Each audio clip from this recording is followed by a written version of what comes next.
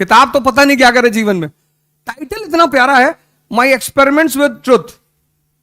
आप भी अपने जीवन में प्रयोग किया करो, तो प्रयोग से आपको बहुत सारी चीजें समझ में आएंगी। जैसे आप बतरा पे खड़े हैं, 5 लोग और खड़े हैं, आपने कहा यार सोशियोलॉजी ऑप्शन ले लिया है, 5 में से 4 तुरंत विरोध करने लगेंगे, कह रहे नंबर नहीं आ रहा पिछले 4 साल से, और ये है और वो है।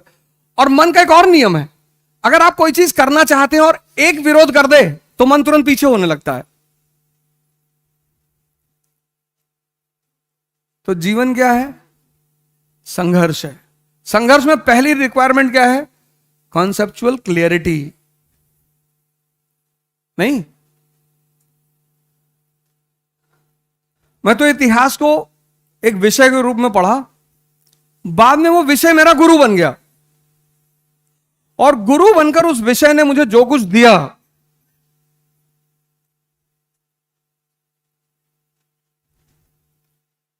अर्जुन, अशोक, अकबर एक तरफ, मोहम्मद बिन तुगलक, औरंगजेब, अडवाणी दूसरी तरफ। अर्जुन, अशोक, अकबर एक तरफ, Mohammad bin Tughlaq, currency system, token currency, अच्छी सोच। मध्य युग में कोई आदमी इतने आगे के बारे में सोच रहा है, बहुत बड़ी बात है, लेकिन सोचना और फिर उसे सक्सेसफुली इंप्लीमेंट करना। 31 दिसंबर आ रहा है, बहुत लोग कसम खाएंगे कि कल से सिगरेट नहीं पिएंगे, और 1 जनवरी 11 बजे तक कसम चलेगी, किसी की 11:30 चल जाएगी।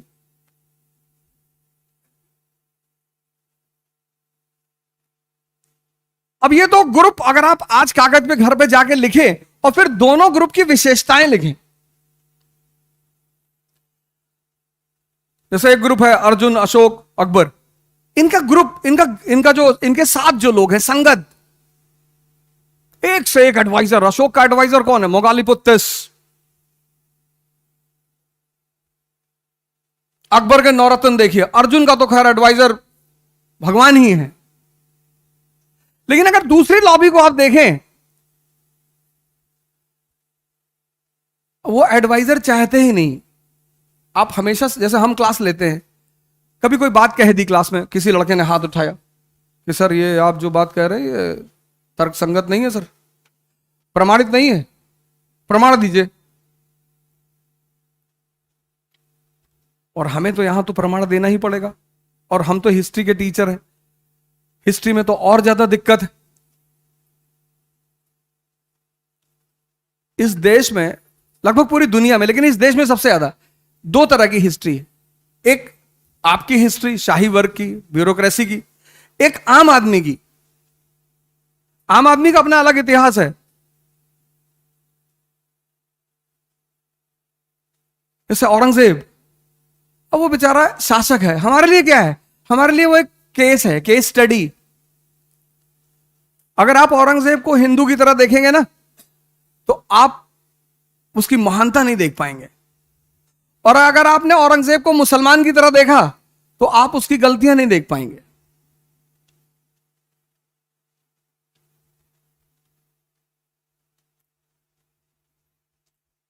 लेकिन बड़े सारे बाहर लोग ऐसे आपको मिलेंगे जो या तो उसके विरोधी हैं और या उसके समर्थक हैं।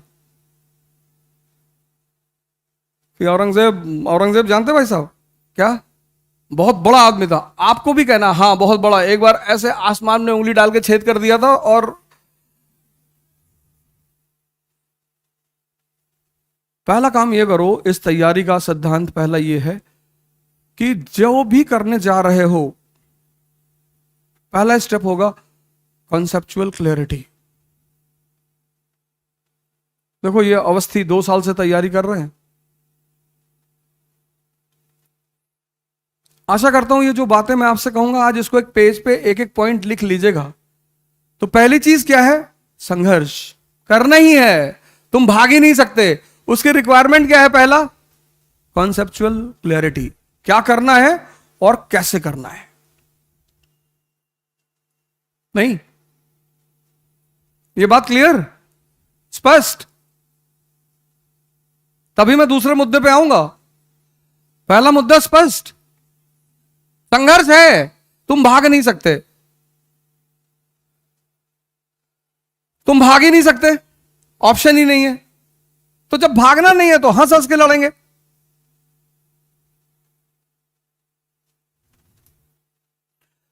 हुसैन अली, पता नहीं आपने नाम सुना कि नहीं, एक युद्ध में जो उनका दुश्मन था उसको पकड़ लिया उन्होंने, पकड़ के पटक दिया जमीन पे और उसकी सीने पे बैठ गया हुसैन अली, और भाला उठाया मारने के लिए। और जैसे ही भाला उठाया सीने में डालने के लिए, वैसे उस आदमी ने जिसके सीने पे वो बैठे थे, उसने हुसैन अली के मुंह पे थूक दिया। हुसैन अली ने भाला रख दिया, कहा जाओ। अरे उसने कहा गलती कर रहे हो, बोला जाओ, आज नहीं मारेंगे तुम्हें। अरे बोले अगर ये मौका मुझे मिला होता ना, मैं दोबारा दूसरा मौका तुमको नहीं। बोला ये सब बातें छोड़ो, तुम जाओ, तुमको आज नहीं मारेंगे।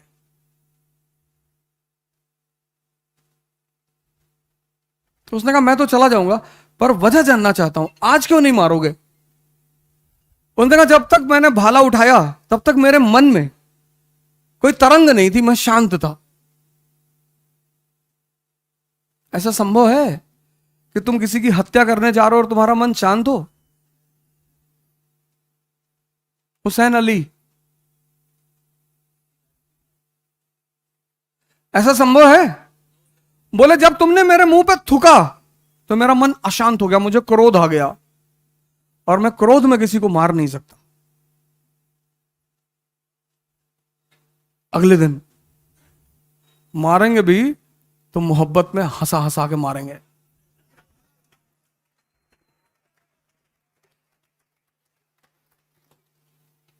संघर्ष करना है। नहीं बत्रा पे हम चप्पल उप्पल पहन के घूमते थे। आज मैं आया, सबसे मिला एक एक करके। यहाँ एक सोनी भाई हैं, कसाई हैं, बड़े अच्छे दोस्त हैं मेरे। ये सामने उनका शॉप है कसाई पेशे से, लेकिन आदमी बहुत अच्छे हैं। तो मैं आया, उनसे मिला, मैंने कहा अरे सर हम आपको यूट्यूब पे देख रहे हैं। कोई बात नहीं, छोड़ो हटाओ, और बताओ कैसे हो।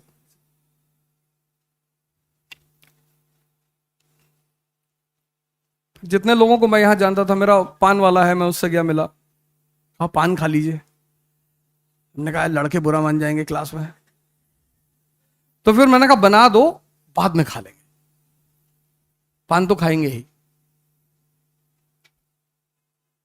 पहली शुरुआत यहां से करो, डरने की कोई जरूरत नहीं। इस यूथ, इस जवानी का क्या करोगे? 3 फेज है लाइफ के। बचपना, वहां समझ नहीं होती, एनर्जी बहुत होती है। वो तो हमारा समाज है भारत का, जहां लोग बच्चों को बचपन से पता नहीं क्या क्या बनाते रहते हैं। बेटा तुम आईएएस बनना, और हमारे घरों में जो लोग आते हैं वो और बड़े महारथी। हमारे घरों में बच्चे शो पीस हैं। कोई बाहर से आया, पोयम सुनाओ बेटा। अबे अमीर खुसरो है तुम्हारे दरबार के, जो भी आ रहा है पोयम सुनाओ, पोयम सुनाओ, पोयम सुनाओ। बचपना, वहां समझ नहीं है, एनर्जी बहुत है, इसलिए तो बच्चे बहुत बदमाशी करते हैं। वो ये बदमाश है इसलिए नहीं करते, एनर्जी बहुत है और पता नहीं कि लगाना कहां है। फिर तीसरी फेज है बुढ़ापा, वहां एनर्जी नहीं है, समझ बहुत है। तुम किसी 80 साल के बुजुर्ग आदमी से प्रेम की बात करोगे ना, गुस्सा हो जाएगा तुमसे कि बदतमीजी की बातें मत करो, इस सब में कुछ नहीं रखा है। आप नहीं किए थे, बदतमीजी बिल्कुल मत करना। लेकिन वो खत्म है। समझदारी किसकी इंपॉर्टेंट है? विवेकानंद की। हम क्यों सम्मान करते हैं विवेकानंद का? जवानी, जवानी। हम विवेकानंद को क्यों सम्मान करते हैं? जवानी। सोचो, जो आदमी फोटोग्राफ में इतना खूबसूरत था, वो वास्तविकता में कितना खूबसूरत रहा होगा।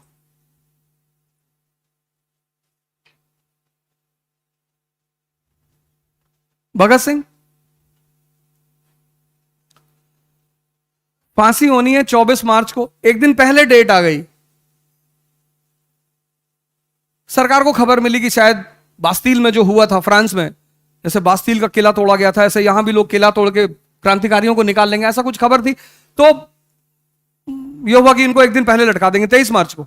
तो 22 मार्च को लाहौर का जेलर आके कहता कि सर सुबह, सॉरी सर, सुबह 4 बजे बंदा तैयार है, नहा धो के फिट, मेडिकल चेकअप हुआ, 4 केजी वेट बढ़ गया। यहां ऑटो रिक्शा पे देखोगे ना, वहां 2 तरह के ऐड मिलेंगे, मोटापा कम कैसे करें, और एक ऐड और भी है, मोटापा बढ़ाएं कैसे।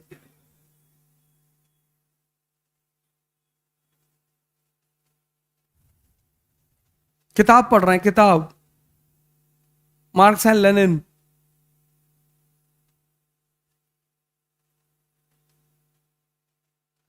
जेलर कहता है कि अंतिम इच्छा, बोले 15 पेज बचे हैं, ये अंतिम इच्छा है। अगला मरने जा रहा, मरने, हैंग होने जा रहा, फांसी होने जा रही, उसकी अंतिम इच्छा ये है कि 15 पेज बचे हैं, उन्हें खत्म कर लो। और तुम, सर नौकरी नहीं लगेगी तो क्या होगा, तो हमारी गैंग में आ जाना, हमारा और भी धंधा है, न्योता दे रहा हूं, टेंशन मत लेना। तुम इस उम्र में टेंशन में रहते हो, 22 में। परसों एक साहब से मेरी मीटिंग थी, तो मैंने उनसे कहा कि मुझे फला फला से मिला दीजिए, एक बड़ी सम्मानित हस्ती है हिंदुस्तान में। तो मैंने कहा उनसे मिला दीजिए। तो बोले वो ऐसे थोड़ी मिलते हैं। मैंने कहा सर ऐसे तो भगवान ही मिलते हैं, दादू, कबीर, नानक, रैदास, इनको ऐसे ही मिले थे। मैं भी जानता हूं सर ऐसे नहीं मिलेंगे, काम से मिलेंगे, पर मैं काम का आदमी हूं सर।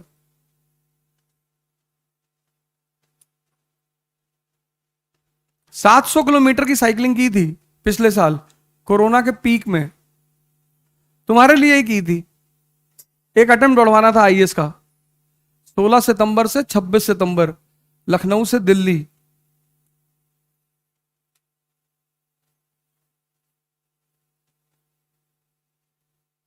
और मेरे साथ सब युवा ही थे मुझे मिलाकर। तुम बुजुर्ग सोच लो यार, तो बताना तो पड़ेगा ही।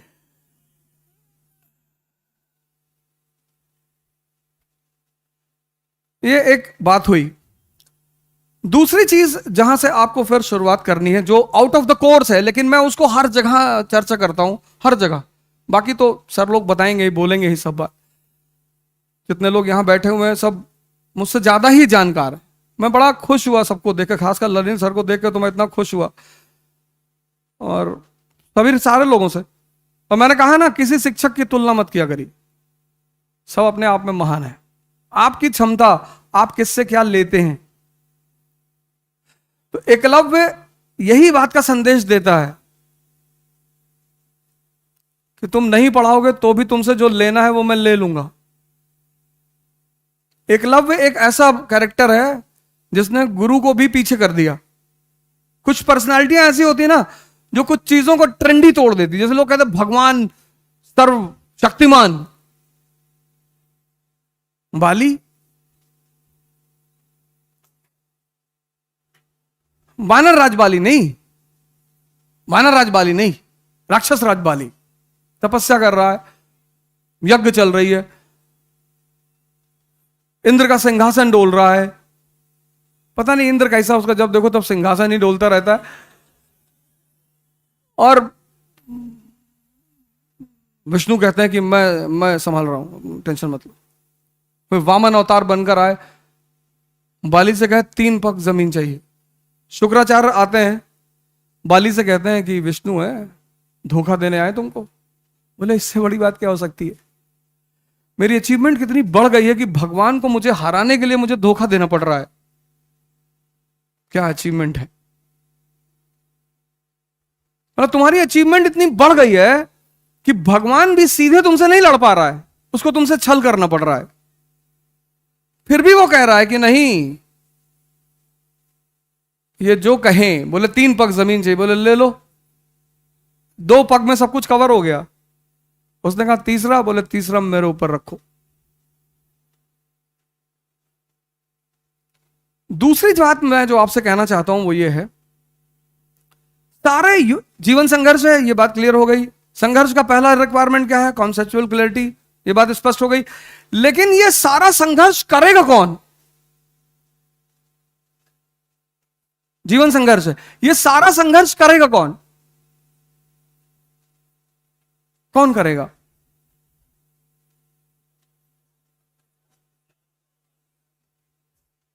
इस सारे संघर्ष में मुख्य भूमिका किसकी होगी? मन की। यहां पर लगभग लगभग आज का युवा हिंदुस्तान का मार खा रहा है। मैंने कहा ना, आप बत्रा पे खड़े होंगे, आपने कहा मेरा ऑप्शनल सोशियोलॉजी है, 4 लोग विरोध करेंगे उसका तुरंत तुरंत। सबसे अच्छी बात यह है कि जो आपका ऑप्शनल है, यहां बत्रा पे बहुत सारे लोग हैं पाषाण काल से,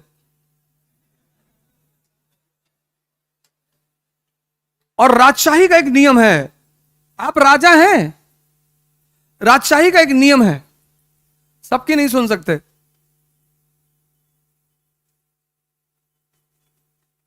हमारे पास जब पहली बार पैसा आया, पहली बार आया, तो श्रीमती जी को लगा गाड़ी लेनी चाहिए, बोली मारुति लेंगे, मैं ले लो। तो पता नहीं, जब हम कोई नई चीज लेने आते हैं तो आपस में रिश्तेदारों को जरूर बताएंगे, जलाना होता है कि हम लोग गाड़ी लेने जा रहे हैं। तो उन्होंने कहा कौन सी गाड़ी लेने जा रहे हो? वो हमसे ज्यादा तेज थे, तो इन्होंने कहा मारुति। बोले मारुति लोअर स्टैंडर्ड कार, लो स्टैंडर्ड। अब शाम को मैं आया, मैंने कहा चलो, बोली नहीं नहीं मारुति लो स्टैंडर्ड कार।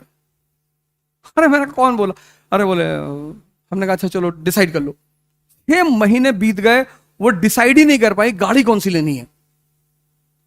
इतना जीवन में टाइम है, जिसके पास महत्वाकांक्षा है उसके पास इतना टाइम है कि वो 6 महीने ये डिसाइड करेगा कि गाड़ी को, पहले ये देख लो पैसा कितना रखे हो, पहला डिसाइडिंग फैक्टर तो यही है ना। अब लेना चाहते हो रोल्स रॉयस, पैसा नहीं है तो फिर एक दिन हमारी छुट्टी थी, मैंने कहा चलो गाड़ी खरीदते। कहा कौन सी खरीदो? मैंने कहा चुप आओ। फिर एक्सेट में महिंद्रा का शोरूम है, वहां पहुंचे, मैंने कहा स्कॉर्पियो दे दे, टॉप मॉडल। बोले स्कॉर्पियो ले रहे हो? बदमाशों की गाड़ी है। हम कौन सा शरीफ है, हम तो एक्सीडेंटल टीचर हैं। टीचर तो हमारे नलिन सर हैं, सारे लोग हैं। हमको तो भगवान कहते हैं कि जाओ पढ़ाओ, हमको तो दंड मिला है। हम अपने टीचरों को बहुत परेशान करते थे क्लास में। हम तो आप देखते हैं क्लास, जब हम क्लास लेते हैं, कोई लड़का शायद ही कभी क्वेश्चन पूछता है। आपको क्वेश्चन पूछना चाहिए, आप उस विषय को तैयार करके आए जो टीचर पढ़ा रहा है। कोचिंग बहुत प्यारी चीज है, अगर आप समझ जाएं कि कोचिंग का रोल क्या है। कोचिंग आपको 1 साल में आईएएस बना सकती है, मैं भी बताऊंगा कैसे, सिर्फ बोलने की बात नहीं है। कोचिंग इतनी प्यारी चीज है कि आपको 1 साल में आईएएस बना दे। लेकिन आप एक छोटी सी गलती करते हो और पूरी कोचिंग और उसका पैसा और सब वेस्ट हो जाता है। फिर आप अपने आप को तो ब्लेम कर नहीं सकते।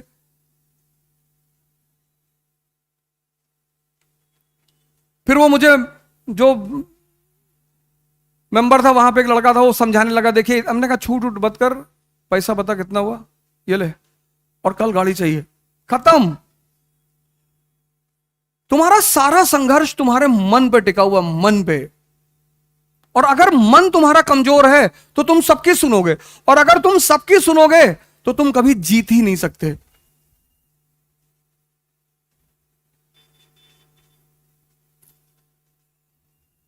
मोहम्मद बिन तुगलक क्या है? किसी की नहीं सुनता। उसने कहा राजधानी परिवर्तन करेंगे।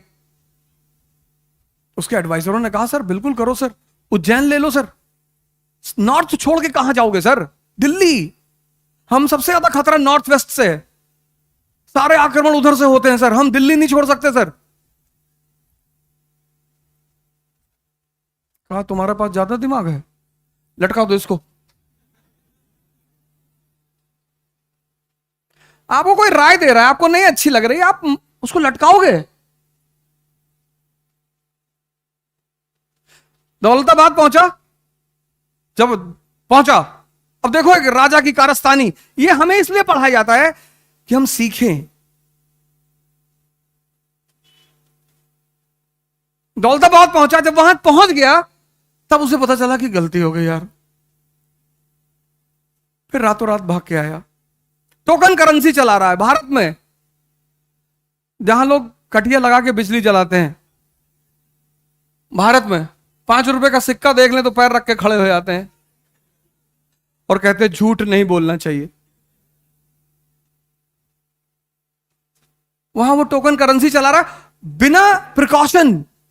तुम 500 रुपए का नोट किसी को दोगे वो ऐसे देखेगा ना। मौर्यंस है, मौर्यन एम्पायर, उनके पास 2 अधिकारी हैं, एक लक्षणाध्यक्ष जो मिंटिंग का कार्य देख रहा है, और एक रूपदर्शक जिसका काम है करेंसी को चेक करना। सोचो उस वक्त करेंसी क्या है, स्पाइन है एम्पायर की। आज जो प्रॉक्सी वॉर हमारे साथ चल रहा है, पाकिस्तान और चाइना हमसे प्रॉक्सी वॉर कर रहे हैं, उसमें सबसे बड़ा अटैक वो हमारे ऊपर क्या करते हैं, फेक करेंसी। किसी भी कंट्री में फेक करेंसी बढ़ा दो, पैरेलल इकोनॉमी खड़ी हो जाएगी, इकोनॉमी ध्वस्त हो जाएगी। और इकोनॉमी क्या है, साम्राज्य की मां है। इकोनॉमी ध्वस्त, साम्राज्य खत्म। उस देश में वो व्यक्ति बिना प्रिकॉशन का करेंसी चला रहा है, हर घर में छपाई शुरू हो गई, इन्फ्लेशन बढ़ गया, ये हुआ कि भाई रोक दो करेंसी, रोक दिया उसने, टोकन करेंसी रोक दिया। रोक के फिर उसने क्या किया, उसने कहा जितने लोगों के पास भी टोकन करेंसी है वापस करके तिजोरी से ओरिजिनल ले लो। जिन्होंने नहीं छापा था उन्होंने भी छाप लिया। यह है मोहम्मद बिन तुगलक। इसलिए पढ़ाया जाता है कि तुम ये गलती मत करना। पहली बात तो सुनो किसी एक आदमी की, वो तुम्हारा चॉइस है, वो तुम्हारी चॉइस है। किसी एक की सुनो, किसी एक आदमी को पकड़ो अपने जीवन में, वो तुम्हारी चॉइस। ये नहीं कि सब किसी के पास जा रहे, तुम अपना चुनो एक आदमी। ज्ञान सिर्फ किताबों में नहीं है, समय में भी है। महावीर 5 तरह का ज्ञान बताते हैं, जैन, मति, श्रुति, अवधि भी एक ज्ञान है। ये जो शिक्षक हमारे मित्र यहां बैठे हैं, इनके पास इतना बड़ा एक्सपीरियंस है, और यही बनाएंगे आपको आईएएस। कैसे, इनकी बात आप मान लो, बस किसी की भी एक आदमी की एक बात आप मान लो, और आप हारना तो कहना, लेकिन आपको इन पे भरोसा नहीं हो पाता। राय का एक सिद्धांत है, राय हमेशा उस आदमी से लेना चाहिए जिसका हित आपके हित से जुड़ा हुआ हो। जैसे आप नरेंद्र सर से जुड़े हैं, आप सर से जुड़े हुए हैं, आप ये इकोनॉमी वाले सर से जुड़े हुए हैं, तो इनका हित आपके हित से जुड़ा हुआ है। आप आईएएस बनेंगे ना, तो हमारा भी तो नाम होगा, नहीं? राय का एक सिद्धांत है, सबसे नहीं ली जा सकती। सबसे लोगे वो नचा देगा तुमको। तो संघर्ष में जो सबसे डिसाइडिंग फैक्टर है वो है मन। अब मन के बारे में 2-3 बातें सुन लो, ऐसे नहीं। किसका इतिहास ऑप्शनल है? कितने साल से पढ़ रहे हो? शुरू किया, अच्छा। किसने पढ़ रखा, ऑप्शनल पढ़ रखा है, हिस्ट्री ऑप्शनल? हाथ उठा दो, जिंदगी बदल जाएगी। शर्माना मत। एक लड़का पीछे से हाथ उठाए हुए, इधर कौन? तुम्हारा क्या नाम है? अच्छा, पढ़ लिए हिस्ट्री ऑप्शनल। सुल्तान और बादशाह में क्या फर्क है?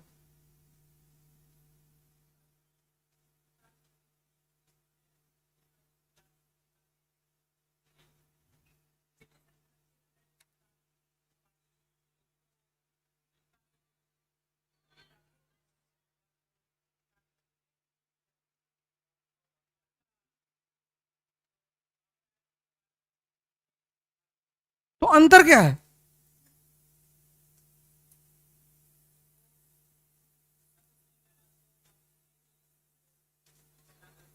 अच्छा चलो छोड़ो, ये बताओ, और नहीं छोड़ो, एक आदमी को नहीं टॉर्चर करेंगे। इधर कौन है? अपनी कमी जाके लिखो आज। सोचो तुम्हारा हिस्ट्री ऑप्शनल तुम पढ़, और किसी टीचर का नाम कभी मत लेना, ये तुम्हारी गलती है। आप अगर कोई बात नहीं बता पा रहे हैं, ये मत कहिए मैं वहां पढ़ा हूं, उनसे पढ़ा हूं, फलाने। अपनी गलती को स्वीकार किया करो। इधर कोई ऑप्शनल? चलो उठो, खड़े हो जाओ। सुनो, अपना कोई ऐसा शासक बताओ इतिहास में जिसको तुम बहुत मानते हो। अकबर।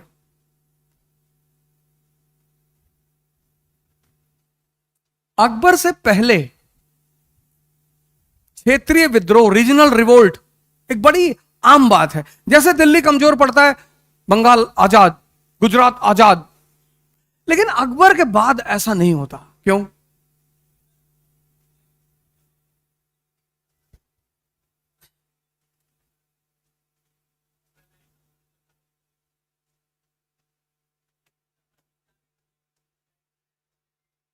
क्या नाम है तुम्हारा? हाँ, हैदर। क्या नाम है यार? तो कुछ हैदर अली पे ही बता दो।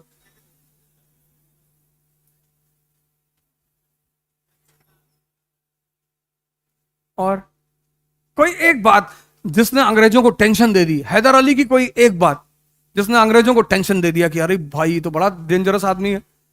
एक बात बता दो, अंडर 10 रैंक, वरना 11th रो रहेगी। सबसे ज्यादा मेहनत मुखर्जी नगर के लड़के करते हैं, सबसे ज्यादा, और सबसे कम रिजल्ट मुखर्जी नगर का। उसकी सिर्फ एक वजह है, ये देखो, दिशा विहीनता। ऐसे दिशा के उसकी एक बात बताओ, हैदर अली की, अंग्रेज एकदम सख्ते में आ गए, अरे भगवान क्या कर रहा है ये आदमी, बताओगे?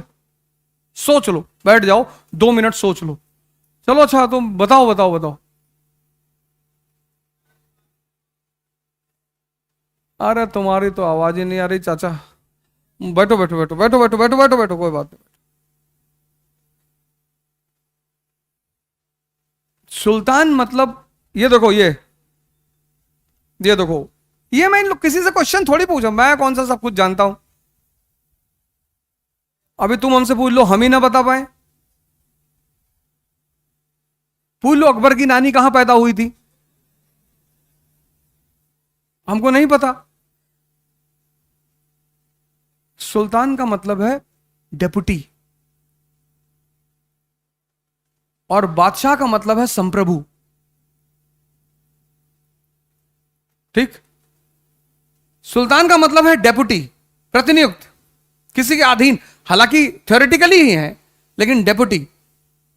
और अकबर के बाद क्षेत्रीय विद्रोह इसलिए नहीं होते क्योंकि उसने बड़ी जबरदस्त प्रणाली इजाद की, मनसबदारी सिस्टम। और हैदर अली का सबसे बड़ा काम यह था कि जब अंग्रेजों ने देखा इसको कैनन फैक्ट्री वगैरह लगाते हुए, तो उनको लग गया कि अपनी शक्ति में वृद्धि कर रहा है। तो कोई भी आपका दुश्मन इससे पहले कि आपके बराबर शक्ति ले या ज्यादा हो उसे दबा दो, तो अंग्रेजों ने मराठा और निजाम से दोस्ती कर ली। जैसे ही अंग्रेजों ने मराठा और निजाम से दोस्ती की, इसने क्या किया, इसने मराठा निजाम को अपनी तरफ मिला लिया। इसने मराठा और निजाम को बुलाया कि कितना परसेंट दे रहे हैं, बोले 10%, बोले 20 हमसे ले लो, हमारी तरफ आ जाओ। और जो पहला एंग्लो मैसूर युद्ध हुआ, कंपनी हार गई। तब उसे लगा कि नहीं नहीं नहीं यार, ये तो बहुत डेंजरस आदमी है। तब समझौता हुआ, मद्रास की संधि। तुम्हारा मन तुम्हें जीवन में हर जगह ले जाएगा, ये आउट ऑफ द बॉक्स में। इस पे यही मेरी यूएसपी है।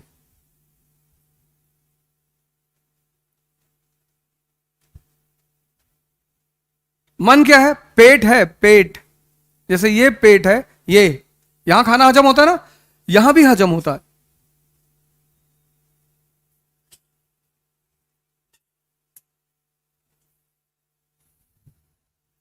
यहां भी हजम होता है। तुम बहुत सारी चीजों को हजम करना चाहते हो, 10-10 घंटा पढ़ते हो, 15-15 घंटा पढ़ते हो, लेकिन at the end of the day क्या है, यहां पे सेव्ड नहीं है। वो चीज सेव नहीं जो तुम सेव करना चाहते हो, जो नहीं करना चाहते हो वो तो है ही। मिर्जापुर सीरीज सेव है ना? मिर्जापुर सीरीज तो देखे ही हो, उसकी पूरी कहानी सेव होगी, एक एक कैरेक्टर सेव होगा। तो एनसीईआरटी क्यों नहीं सेव है?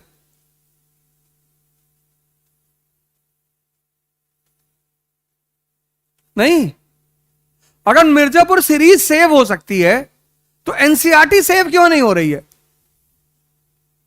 और जब तक एनसीईआरटी सेव नहीं होगी तब तक एडवांस फेज सेव हो ही नहीं सकता।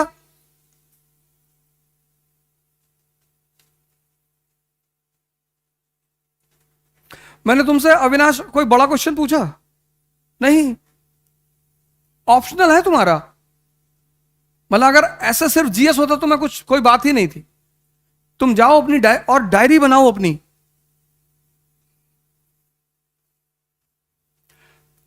अकबर से पहले जब बंगाल पर कब्जा हुआ तो वो सिर्फ सैन्य कब्जा है, सैन्य। सिविल जो प्रशासन है वो स्थानीय लोगों के हाथ में है, बंगालियों के हाथ में।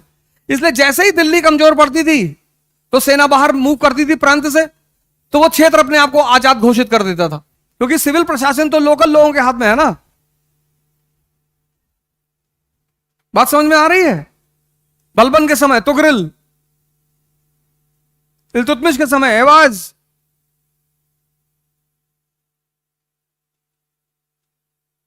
लेकिन जब अकबर गद्दी पर बैठ रहा है उसने मनसबदारी। मनसबदारी क्या है?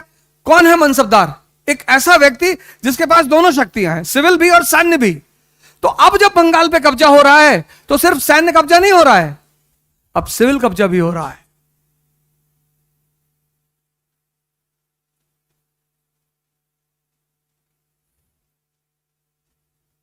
नहीं, दूसरी बात, हर आदमी को जितनी बड़ी महत्वाकांक्षा उतना ताकतवर मन चाहिए, वरना कोई कुछ नहीं कर पाएगा। दिल्ली पढ़ो, लंदन पढ़ो, अमेरिका पढ़ो। इस देश में बड़े सारे राजनेता अमेरिका पढ़कर आए। मैं किसी का नाम तो ले नहीं सकता, राजनीतिक मंच है नहीं।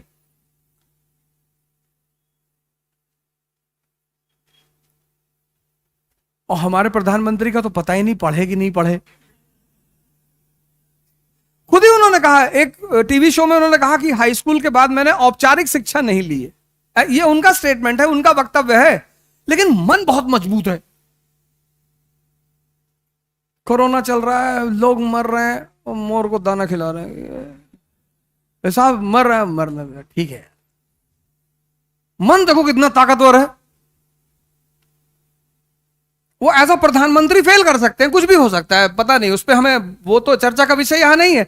लेकिन उनसे एक चीज बड़ी प्यारी है, कितना शक्तिशाली मन है।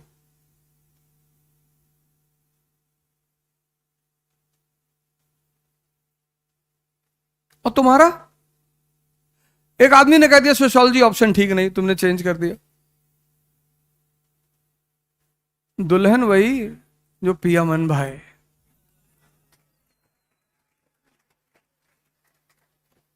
और सब्जेक्ट वही जो समझ में आए।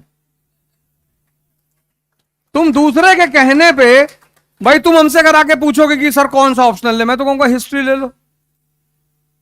किससे पढ़ ले सर? नलिन सर से पढ़ लो। हम क्यों हिस्ट्री, अपने सब्जेक्ट की क्यों बुराई करेंगे हम? फिर तुम ही कहोगे पलट कर, सर बहुत लंबा सब्जेक्ट है। पैसा भी तो लंबा कमाओगे। सर डेट्स बहुत हैं, कहां हैं? तुम्हें कैसे पता? सब्जेक्ट का चुनाव खुद करो। 2 पैरामीटर रखो, एक अपना इंटरेस्ट और एक उसमें अवेलेबल टीचर, क्योंकि वो तुम्हारी 50% लड़ाई को खत्म कर देगा। और जो ऑप्शनल तुमने ले लिया उसको बताओ ही मत किसी को।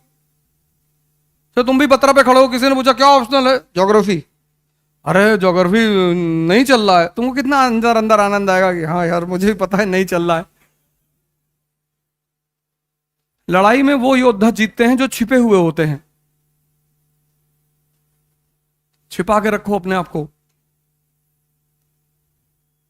यहां जब नए नए लोग आते हैं बत्रा पे ना, बत्रा राजेंद्र का दोनों जगह, तो बड़ा हिंदू लेके टहलते हैं, हिंदू हिंदू लेके टहल रहे हैं। बोलो यार डेमेस्कस कहां है? दमिश्किस आदमी है। अगर तुम राजा बनना चाहते हो तो अपने मन को मजबूत करो, और कोई रास्ता ही नहीं है ही नहीं। कैसे? ध्यान, योग, इतने सारे टीचर हैं बाहर, बहुत सारे। और ये मत सोचो कि एक संत किसी चीज में पकड़ा गया। कभी 150 का नकली नोट देखे हो? असली है ही नहीं। जिसका असली होगा उसी का तो नकली होगा।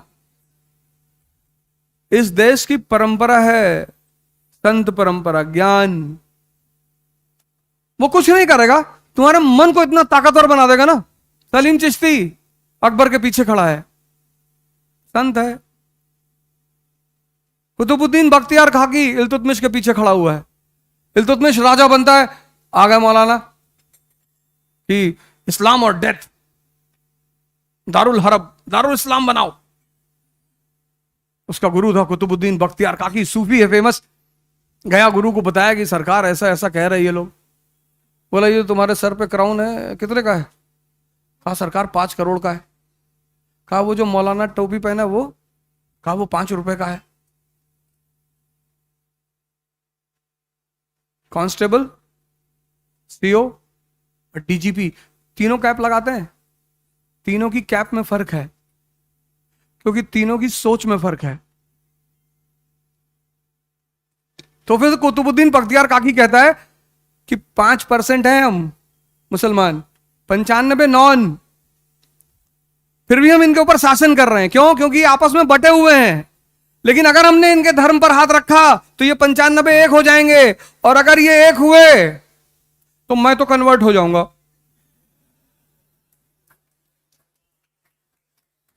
तुम अपनी सोचो। मन, राजा में जो सबसे शक्तिशाली चीज है वह है मन। बाबर काबुल में पड़ा हुआ है 1504। उसके पास 2 ऑप्शन है, मध्य एशिया, दिल्ली। उसके जीवन में एक कथा है, पता नहीं सर को बताएंगे उस पर, कि जब वो पानीपत का पहला युद्ध लड़ने जा रहा था ना, तो किसी ज्योतिष ने कहा काबुल के कि सितारे तुम्हारे खिलाफ हैं, तुम नहीं जीतोगे। अच्छा, हम ना जीतेंगे? अब बोलो तुम्हारा गुरु वक्री है, शनि वक्री है। उसने कहा फिर तो मैं जरूर लड़ूंगा, क्योंकि मुझे क्लियर करना है कि बड़ा कौन, भगवान या ग्रह। यह है राजा जिसका मन शक्तिशाली है। तुम्हारे डिसीजन हैं यार। तुम हर दूसरे आदमी को सुनकर डिसीजन बदल लेते हो। तुम 1 साल तक ये पूछते रहते हो न्यूज़पेपर पढ़ ले, तुम मनोहर कहानियां पढ़ा।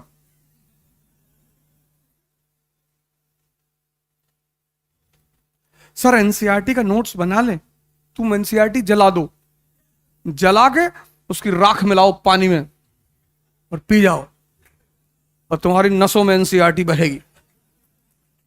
आवाज आ रही प्रियम्बल प्रियम्बल प्रियम्बल। कैसी बातें कर रहे हो यार?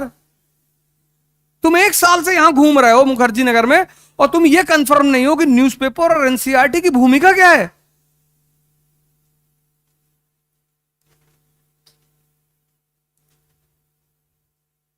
मन। अब्राहम लिंकन को देखो, ऑटोबायोग्राफी पढ़ा करो।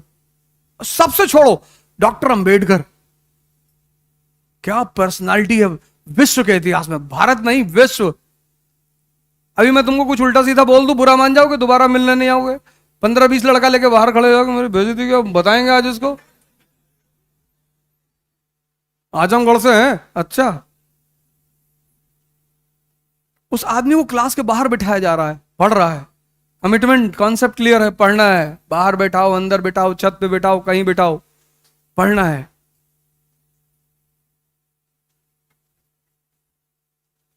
कलाम साहब को देखो, 36 यूनिवर्सिटियों से ऑनररी डिग्री, 36। उनका सिर्फ अवार्ड देख लो, अवार्ड। पढ़ने के पैसे नहीं थे। उनके टीचर शिवा सुब्रमण्यम अय्यर, उन्होंने उनके फादर को जाके कहा कि हम आपके बेटे की फीस जमा करेंगे। उनकी किताब है इग्नाइटेड माइंड, वो तो कंपलसरी होनी चाहिए इंडिया में। उसका second chapter the role models. राजशाही मन पे डिपेंड करती, मन पे। तुमने अगर अपने मन को पकड़ लिया, पहले तो पकड़ना, और ये इतना स्मार्ट यंत्र लगा दिया भगवान ने। रात में अलार्म लगवाएगा 4 बजे सुबह का, शाम को एकदम ताव में रखेगा कल से 4 बजे, अब सब खत्म, सबका नंबर डिलीट कर दिए, सबका ब्लॉक कर दिए, सिम नया ले आए, कल से 4 बजे। और 4 बजे जब अलार्म बजता तो ये पता क्या कहता है कि 5 मिनट, 1 घंटा कहता ही नहीं। तुम अगर बहुत गौर से अपने जीवन को देखो तो 99% केस में यही तुमको बेवकूफ बना रहा है।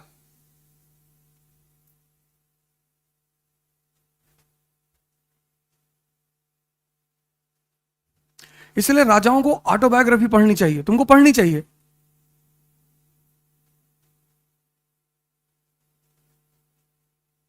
तो तुम्हें यह पता चलेगा कि यार मैं ही संघर्ष नहीं कर रहा हूं साहब। कोई एक अपवाद बताओ जिसने संघर्ष ना किया और उसे चीजें मिल गई हो, है ही नहीं।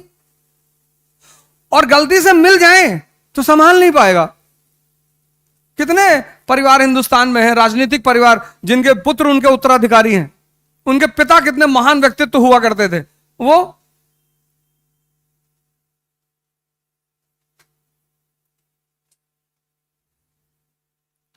पहली चीज संघर्ष है।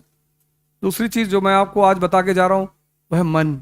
अपने मन पर काम करिए, किसी को पकड़िए, सदगुरु को पकड़ लीजिए, पंडित श्री श्री रविशंकर, किसी को, आपकी चॉइस, उसमें मैं कुछ नहीं बोलूं, पर शुरू करिए। ये मत कहिए कि अरे इस देश के संत चोर हैं, किसने कहा? पश्चिम को इसी बात का तो टेंशन है, वेस्ट को, कि अगर इस देश के युवाओं का मन मजबूत हो जाएगा तो सिगरेट कौन पिएगा, शराब कौन पिएगा? भाई तुम आईएएस की तैयारी कर रहे हो, इस तैयारी की सबसे बड़ी विशेषता यह है, एवरीडे स्ट्रेस, हर दिन मिनिमम 8 घंटे की सामग्री तुम्हें यहां डाइजेस्ट करनी है। 8 घंटा कम से कम पर डे न्यूज़पेपर तो डाइजेस्ट करना है ना। तो जब डाइजेस्ट करोगे तो जैसे यहां एसिडिटी और गैस बनती है, ऐसे यहां भी बनती है, मन बेचैन होता है, तब तुम खैनी में पलट जाते हो। तो तुम चाय पीने चले आओ, वो तुम गलत नहीं कर रहे हो, ऐसा नहीं कि तुम गलत हो, तुम्हें सही का पता नहीं है।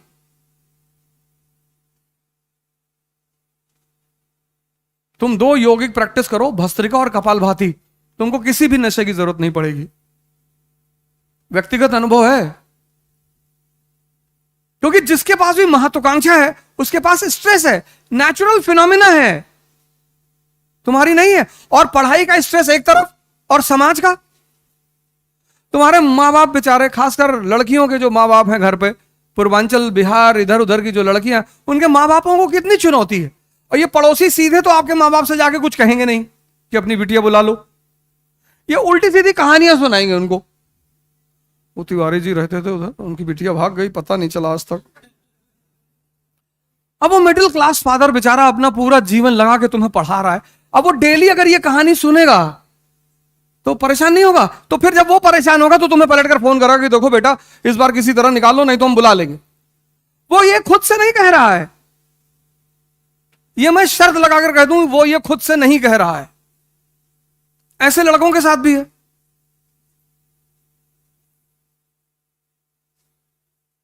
ऐसे तुम्हारे पिताओं के साथ, अरे आईएएस वाईएएस कहां फंसा दिए हो लड़के को।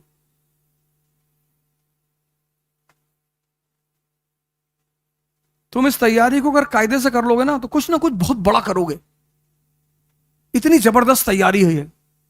मेरा मानना है हर व्यक्ति को, हर ग्रेजुएट लड़के को यह तैयारी करनी चाहिए, चाहे वो आईएएस बनना चाहे या ना बनना चाहे, क्योंकि इस तैयारी से सब कुछ बदल जाता है। सोच, सबसे पहले तुम स्कूल में पढ़कर आए थे बिस्मार्क को, वहां एक फैक्चुअल कहानियां पढ़ा दी गई, लेकिन जब तुम यहां पढ़ोगे बिस्मार्क को,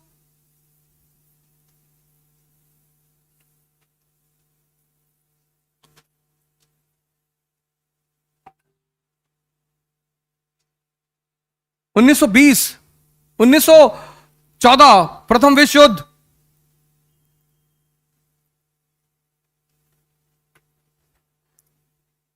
ब्रिटिश गवर्नमेंट कह रही कि हम शोषितों के लिए लड़ रहे हैं। गांधी जी ने कहा बहुत अच्छा यार, अगर तुम शोषितों के लिए लड़ रहे हो तो हम तुम्हारे साथ हैं। तो गांधी जी ने अंग्रेजी सेना के लिए सिपाही भर्ती करने शुरू कर दिए।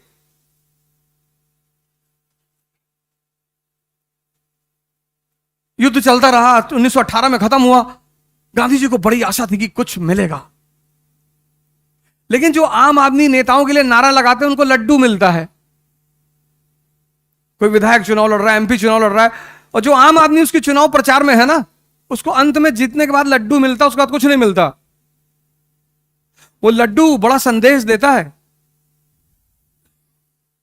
और जैसे ही विश्व युद्ध खत्म हुआ, अंग्रेजों ने 1919 में रूल अटैक भेज दिया, imprisonment without trial, minimum 2 years, बोले मैक्सिमम 200 years। गांधी जी ने कहा यार ये तो यार तुम तो कुछ और कह रहे थे पहले। हाँ, बोले वो बाद में सोचेंगे।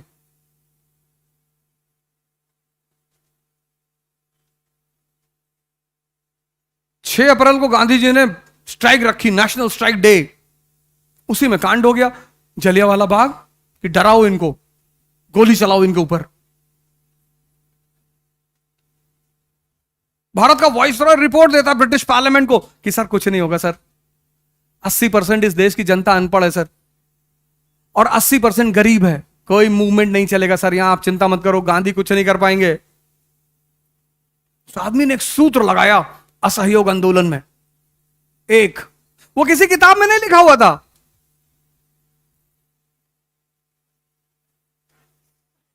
और पूरे भारत में सनसनाहट शुरू हो गई। ब्रिटिश पार्लियामेंट ने वाइसरॉय से जवाब तलब किया कि ये क्या हो रहा है भारत में, ये हजारों लोग सड़क पर टहल रहे हैं, कार्रवाई करो इन पर। बोले साहब कार्रवाई नहीं कर सकते। बोले क्यों? बोले सर ये हमारे लिए प्रार्थना कर रहे हैं साहब, ये हमारे लिए भजन गा रहे हैं साहब, ईश्वर अल्लाह तेरे नाम इनको सम्मत दे भगवान। कोई तुम्हारे दरवाजे पे खड़ा तुम्हारे लिए दुआ मांग रहा है, तुम उसको मारोगे? एक फॉर्मूला लगाया, एक, पूरी क्लास में कोई बताएगा? मैं 1 मिनट का ब्रेक लूंगा। हमारे राजू सर आए हुए हैं और बहुत ही सीनियर फैकल्टी इस फील्ड की। सर आइए प्लीज। और राजू सर के बारे में एक कहावत है कि जिसके सर पे इन्होंने हाथ रख दिया वो आईएएस बन गया। तो मैं चाह रहा था कि सर मैं थोड़ा बोल फिर आपको माइक दे प्लीज। कोई बताएगा इस पूरे क्लास में? बताओ।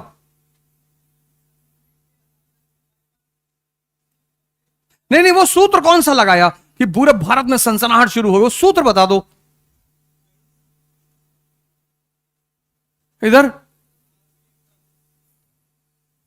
एक बात है, सही कह रहे हो, मतलब थोड़ा सा कहीं ना कहीं तुम सही हो, सही है थोड़ा सा। सूत्र ऐसा क्या किया गांधी ने? भारत 1920 में भारत एक राष्ट्र है नहीं, तो राष्ट्रवाद के मुद्दे पे तो तुम किसी को बुला ही नहीं पाओगे। जैसे 1905 में भारत राष्ट्र नहीं है, तो 1920 में भी तो भारत राष्ट्र नहीं है। कैसे बुलाओगे लोगों को? तुम्हें मास मूवमेंट करना है, कैसे बुलाओगे? क्या कहोगे? आज 80% पढ़े लिखे लोग हैं, बाहर आने को तैयार नहीं है। 545 लोगों ने ऐसा गेम सेट कर रखा है, ये प्रेजेंट भारत के नेताओं ने सब, दलित खतरा है तुम्हारे ऊपर। कैसे? अरे है, बता रहे ना, सबको बांट दिया, हिंदू मुसलमान सब खतब अलग अलग पड़े बैठे हुए हैं और मारे सब जा रहे हैं, लेकिन एक निकलेगा दूसरा निकलेगा ही नहीं। हाँ,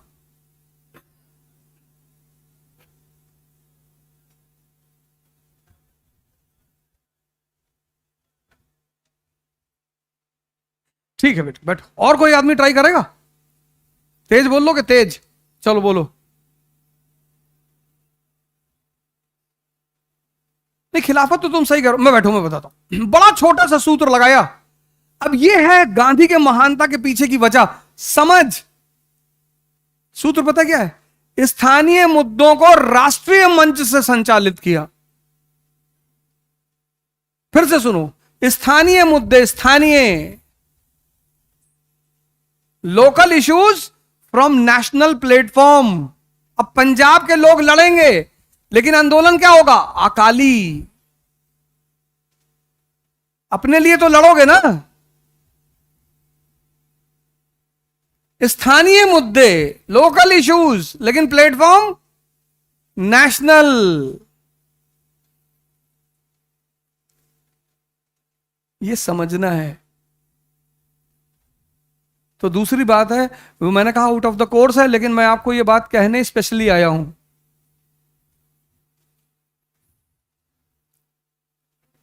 बाकी तो इतने हमारे मित्र और सीनियर बैठे हैं, ये सब आपको, आपके पास यहां बतरा पे इतने अच्छे अच्छे टीचर हैं भाई साहब, आप मानने को तैयार ही नहीं है। ये सब बहुत बड़े महान शिक्षकों में से हैं हिंदुस्तान में, सिविल सेवा के क्षेत्र में।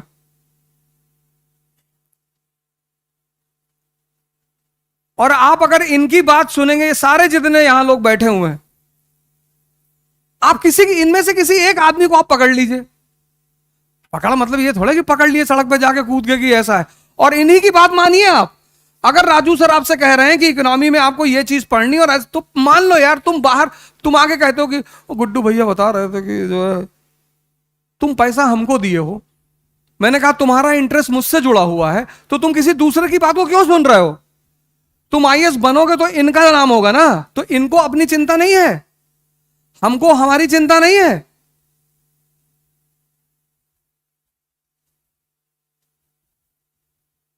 मन,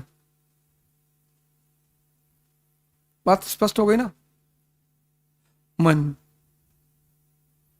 पहला पॉइंट संघर्ष, दूसरा पॉइंट मन। अब इन दो मुद्दों से अगर तुम्हें कुछ पूछना है तो बताओ।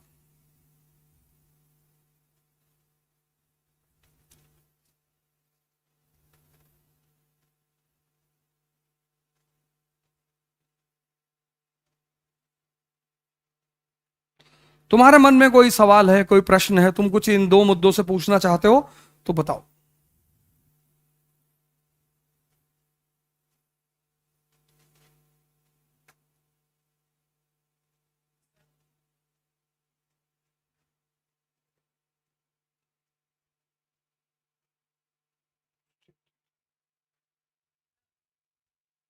नमस्कार। नहीं, उसके पीछे वजह ही है, हाँ, बहुत अच्छा सवाल है तुम्हारा, कि जो हमें नहीं चाहिए, ये तुम अभी कह रहे हो तुम्हें नहीं चाहिए ना,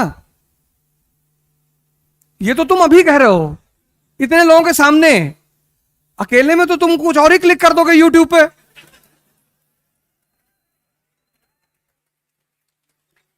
आराम से। वो क्षण होता है, ये देखिए, कह रहे हैं वो क्षण होता है, वो कहो, वो क्षण 24 घंटे भी हो सकता है। नहीं तो जो क्षण चलवा रहा है उसने सेव कर दिया, अब वो सेव जो हो गया है वो एक्टिव है। तो जब तुम एक सेव हो चुका है और फिर दूसरी चीज को जब तुम सेव कर रहे हो, तो पहला वाला कह रहा है ये बेकार है, किनारे करो, घुसने ही नहीं दे रहा दूसरे वाले को। भाई आश्रम जो व्यवस्था है भारत की, ठीक, क्या नाम है तुम्हारा? बैठो। बहुत अच्छा सवाल प्रदीप ने किया। इस देश में एक व्यवस्था चली थी, आश्रम। इसलिए गांधी जी ने जब अपने सिपाहियों को ट्रेन करना शुरू किया तो आश्रम बनाया, टॉलस्टॉय आश्रम। आ मतलब जगह, श्रम मतलब मेहनत। वो जगह जहां आपको मेहनत करना सिखाया जाए। जैसे आज यहां पर क्या है,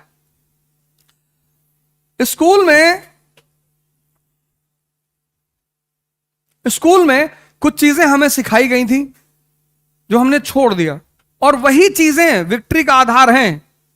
जैसे डायरी, स्कूल का अंग है डायरी ना, आप अब नहीं यूज करते हैं। स्कूल में एक चीज थी होमवर्क, अब आप नहीं करते हैं। आप क्या समझते हैं कि आप कम पढ़ रहे हैं इसलिए आपका सिलेक्शन नहीं हो रहा है? नहीं सर, आप गलतियां कर रहे हैं इसलिए आपका सिलेक्शन नहीं हो रहा है। कोई भी स्टूडेंट जो आईएएस की तैयारी कर रहा है और कोचिंग ज्वाइन कर रहा है, कोचिंग में सफलता लेने का एक ही सूत्र है। जैसे राजू सर ने नेशनल इनकम खत्म कर दिया चैप्टर, अब वो चैप्टर जिस दिन उन्होंने खत्म किया उसी वक्त आपको डाइजेस्ट हो जाना चाहिए, उसी दिन। और अगर उसमें कोई पॉइंट बचता है आप पकड़िए तुरंत इनको आकर, तभी तो आपने पैसा दिया है। 8 घंटे का शेड्यूल बनाइए पर डे का मिनिमम। ये जो बहुत सारे टॉपर है, मैं 20 घंटे पढ़ता था, मैं भी 28 पढ़ता था। 20 घंटे पढ़ाई होती है मेंस के समय, मेंस के समय होती है। मेंस जब चलता है, आप प्री क्वालिफाई कर जाते हैं, तो एक एक्स्ट्रा भवानी सवार हो जाती है सर पे। उस वक्त आपको ना खाना याद रहता, क्योंकि लगता है कि यार यही एक दरवाजा खोल ले। इंटरव्यू को कोई दरवाजा थोड़ी मानता है, सबसे बड़ा दरवाजा माना जाता है प्रीलिम्स, उसके बाद क्योंकि वहां संख्या ज्यादा है, तो जिसका प्री निकल जाता है उसको एक, जैसे आप सड़क पे चल रहे हैं, बहुत थके हुए, दिन भर आपने काम किया है, क्या भैया चला नहीं जा रहा, और कुत्ते ने दौड़ा लिया और आप 80 की स्पीड से भाग रहे, कहां से एनर्जी आई? तो एनर्जी अंदर थी ना। तो वैसे एनर्जी आज भी आपके पास है, लेकिन जैसे प्री निकलेगा तो वो एनर्जी ओपन हो जाएगी। यस, तब आप पढ़ेंगे 20 घंटे, तब मैं मानता हूं आप 20 घंटे पढ़ेंगे। 8 घंटे, 8 घंटे का मैटर हजम करना, 8 घंटे का शेड्यूल बनाइए पर डे का। जो भी टीचर आप लोगों को पढ़ा रहे हैं, ये जिस दिन जो चीज खत्म करें, उसके बाद उसका जो कॉन्सेप्ट है वो नहीं बचना चाहिए। देखिए, तथ्य आपको हमेशा याद नहीं रहेंगे, ये बात याद रखिएगा, लेकिन कॉन्सेप्ट, जैसे आप स्विमिंग सीख गए और आपने 10 साल स्विमिंग नहीं की, तो स्विमिंग आप नहीं भूलेंगे।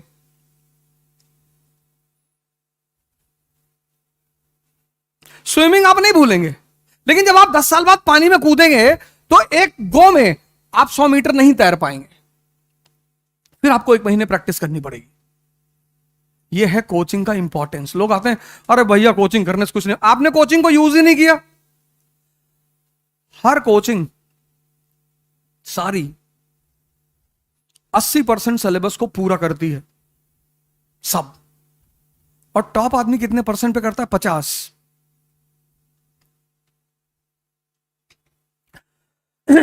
ऐसा कोई टीचर मैंने अब तक अपनी पढ़ाने के कैरियर में नहीं देखा जो सिंसियरली पढ़ाता ना हो। भाई साहब, सबको अपने कैरियर की चिंता होती है।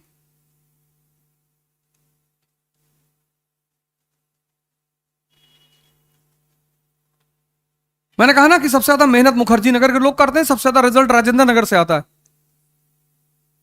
उसकी वजह यह है कि स्मार्ट माइंड वहां ज्यादा है। आप उनसे ज्यादा मेहनत कर रहे हैं, उनका दिमाग ज्यादा स्ट्रांग है, स्मार्ट है, समझ लिया उन्होंने। 1 साल सन्यासी बन के रहना है, सारा रायता बंद, जिंदगी में रायता ही करना है। ये जिंदगी रायता फैलाने के लिए बनी ही है। लेकिन शक्ति, शक्ति, ये बाहर रिक्शे वाले खड़े हैं, कभी किसी ने बात कहा कि ये मेरे रिश्तेदार हैं? किसी ना किसी के तो होंगे ही यार, हमारे भी हो सकते हैं। तुम एक आदमी बताओ दुनिया में जो तुम्हें अब तक के जीवन में मिला हो, जिसने तुमसे कहा हो कि रिक्शा, मेरे रिश्तेदार है दिल्ली में रिक्शा चलाते हैं। ये रिक्शे वाले से बड़ा गुरु कोई है नहीं दुनिया में।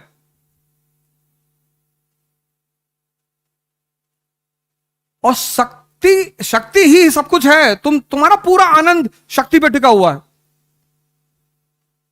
और शक्ति पाने के लिए साधना करनी पड़ेगी। वो चाहे आज कर लो, चाहे कल करो, चाहे परसों, करना तो पड़ेगा ही सर। और वो साधना कराएगा कौन? कोचिंग वाली बात क्लियर हुई? 8 घंटे, जैसे आपने जीएस ज्वाइन किया, अब आपने जीएस ज्वाइन, 3 घंटे क्लास चली, 3 घंटा की क्लास को डाइजेस्ट करने में कम से कम 2 घंटे लगेंगे, 5 घंटा हो गया। फिर आपने न्यूज़पेपर उठा लिया, 2 घंटा आपने न्यूज़पेपर पढ़ा, 1 घंटा पढ़ा, और फिर 2 घंटे में न्यूज़पेपर को हजम करना है, 4 घंटा हो गया। 5 4 9 घंटा। पहले इस 9 घंटे को कंसोलिडेट कर लीजिए। आपको लगता है पढ़ते जाओ पढ़ते जाओ पढ़ते जाओ, भाड़ में गया सेव होना।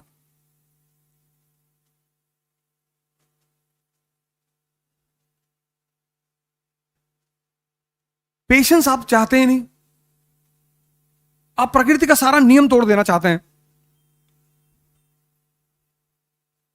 ये तैयारी मुश्किल नहीं है।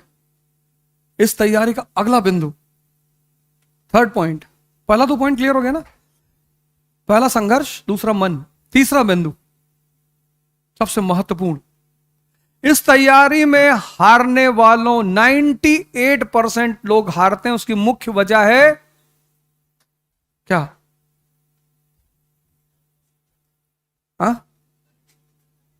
डिसिप्लिन का अभाव।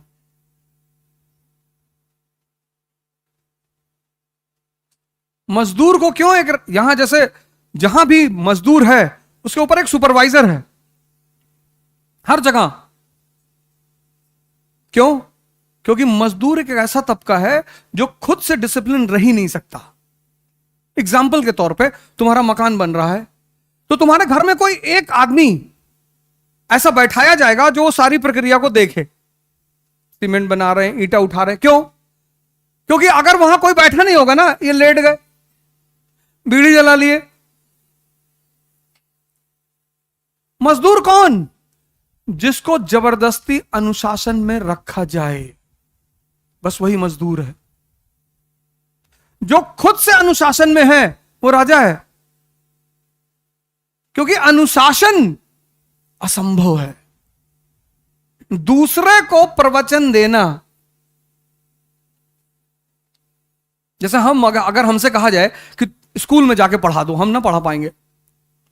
हम स्कूल के बच्चों को पढ़ा ही नहीं सकते, 6, 7, 8। अब कोई लड़का खड़ा हो जाएगा, सर बियर पीनी चाहिए, अब मैं क्या बोलूंगा उसको? या तो मैं छोड़ दूं। बच्चों से कोई झूठ बोलेगा, और झूठ पर ही दुनिया टिकी है। यह स्कूल में पढ़ाया गया था, honesty is the best policy, ये लिखने के लिए था। ऐसी कोई पॉलिसी नहीं होती। तुम भी जब आईएएस बन जाओगे और फिर स्कूल में जाओगे बच्चों को संबोधित करने, तो तुम ये सब बोलोगे कि झूठ नहीं बोलना चाहिए। पता लगा तुम्हारे इमीडिएट बॉस का फोन आ रहा कि कहां हो जेंटलमैन? ओ सर, वो घर का एक प्रोग्राम था, उसी में हूं। बंद कर दे। पूरी क्लास के लड़के देख रहे कि ये तो खुद ही झूठ बोल रहा है।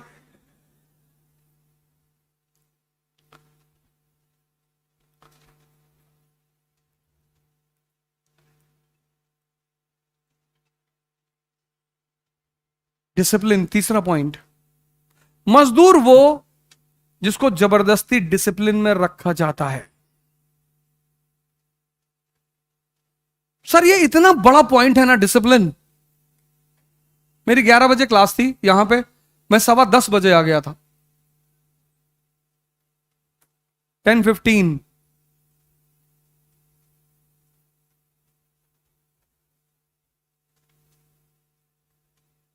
और ये सब मैंने सुधार किया अपने अंदर, ऐसा नहीं कि बचपन से था। ये चीजें मैंने इंप्रूव की, ये भी मैंने भी सीखा।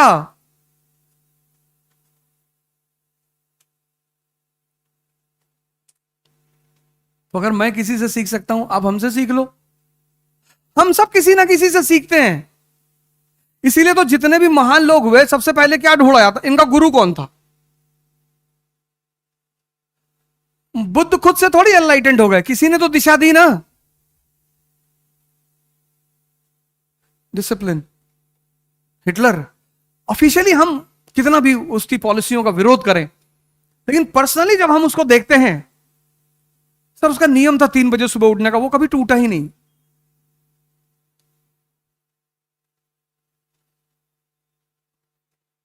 टूटा ही नहीं। शराब नहीं पीता था। जर्मनी वाला आदमी, जहां टेम्परेचर -20 है, शराब यूरोप की कल्चर का हिस्सा है।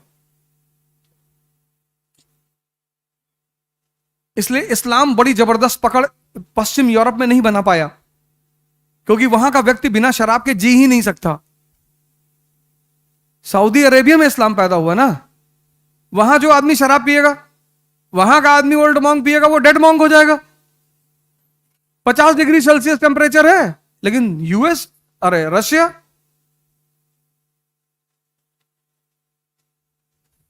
डिसिप्लिन।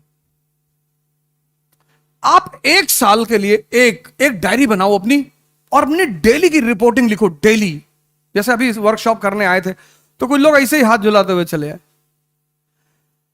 कि चलो पांडे आओ, कुछ चुटकुला उटकुला सुना जी, आओ चला जाए। सीखने आए हो यार, थोड़ा डिसिप्लिन में आना चाहिए था। एक डायरी ले लेते, एक पेन ले लेते, एक कॉपी ले लेते, कुछ तो ले लेते।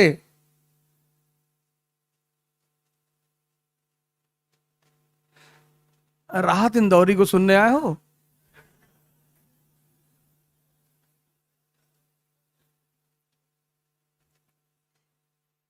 जो आज साहिब मसनद हैं कल नहीं होंगे, पता है चचा, हिस्ट्री ही पढ़ाते हैं।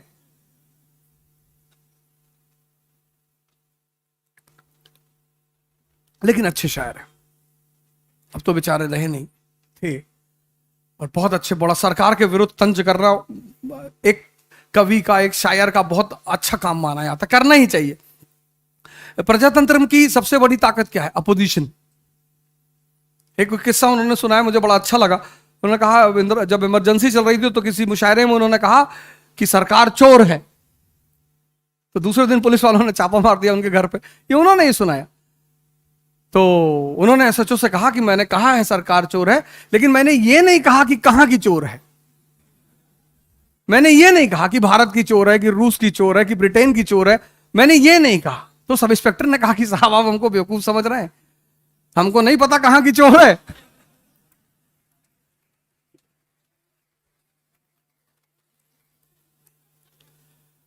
तो ये वाकया उनका बड़ा अच्छा लगा मुझे। और मैं कभी फुर्सत में रहता हूं तो मैं उनको सुनता हूं। विद्वानों की वो, मतलब विद्वान जो लोग हैं ना, विद्वानों से कभी बैर मत करिएगा, कभी भी, कभी भी। पाकिस्तान के एक से एक उलेमा है, मैं उनको सुनता हूं, अच्छा लगता है मुझे। मैं बड़ी सारी बातें उनसे सीखता हूं। विद्वानों से किस बात का? आखिर वोल्टायर को पढ़ रहे हो ना, रूसो, मोंटेस्क्यू, वोल्टायर पढ़ते हो ना, तो विद्वानों की कौन सा दायरा? अभी कराची में एक इंस्टीट्यूट है, Universal Civil Services Institute of Pakistan. वो बुला रहे हैं मुझे कि आप हमारे यहां आइए, वर्ल्ड हिस्ट्री पढ़ा दीजिए। उनके यहां इंडियन हिस्ट्री तो है नहीं, इंडियन पढ़ाएंगे तो फिर वो देश बचेगा नहीं, फिर वो कहेंगे हमको वापस ले चलो अपने कंट्री में।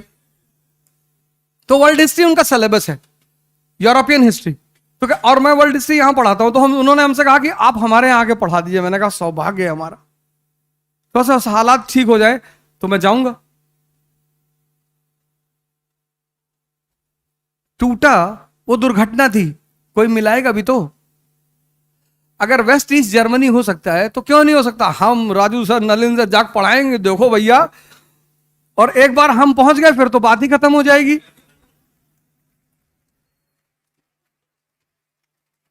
हम पहुंचे तो वहां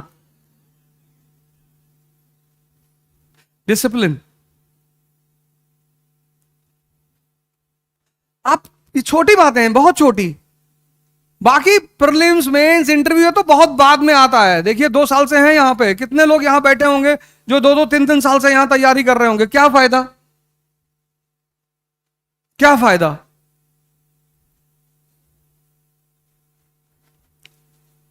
एक डायरी बनाइए और अपना पूरा चार्ट बनाइए, डेली का रिपोर्ट कार्ड। अगर आपका शेड्यूल नहीं है पढ़ने का, मत पढ़िए। कुछ भी करिए, उसकी शेड्यूलिंग करिए कि आज 1 2 3 4 ये काम मुझे करना है। और कोशिश करिए कि वो शेड्यूल किसी भी कीमत पे ना टूटे। आप क्लास आ रहे हैं, आपको कोई बचपन का दोस्त आ गया कि यार मूवी देखने चलना है, अब हमारी बात नहीं मानोगे? अच्छा थोड़ा सा लीवर का हिस्सा दे दो, मान ले।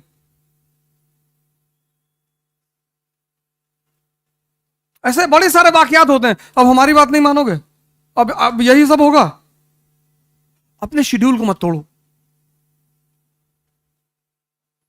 तुम 1 साल ये बातें करके देखो, अगर तुम्हें रिजल्ट नहीं मिलेगा मैं फिर आऊंगा दोबारा। तुम 1 महीने के अंदर अपने अंदर चेंज देखोगे। चौथी बात, ये तो सामान्य बातें रही, संघर्ष, मन और डिसिप्लिन। अब हम आ जाएं कुछ परीक्षा की तरफ।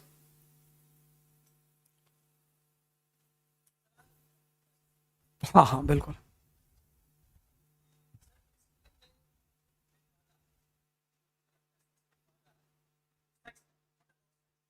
अच्छा अच्छा, ठीक है, कोई बात नहीं।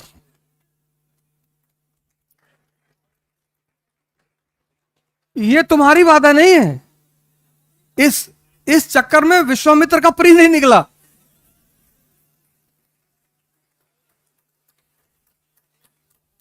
ये तो तुमने बहुत बड़ा मुद्दा छेड़ दिया। इस पे तो मैं 3-4 साल क्लास ले लूंगा। लेकिन लेकिन उसके लिए तुम्हें थोड़ा सा वेट करना पड़ेगा। मैं एक वीडियो रिलीज करने जा रहा हूं अपने चैनल पे, तो मुश्किल से हार्डली अगले हफ्ते में आ जाएगा। बहुत अच्छा सवाल है, युवा से अगर ऐसा सवाल है तो एक मैं आता हूं तुम्हारा क्वेश्चन। ये तुम्हारी बाधा नहीं है। विश्वामित्र भी आईएएस बन रहे हैं, तैयारी चल रही। फिर इंद्र का सिंहासन डोला। फिर इंद्र को लगा यार अब क्या होगा, तो इंद्र ने मेनका को बुलाया। मेनका ने उन्होंने कहा कि बहुत सीरियसली पढ़ रहा है, 15 घंटा डेली पढ़ रहा है ये। अरे बोली कोई बात नहीं, अभी उठा दूंगी इसको जाकर।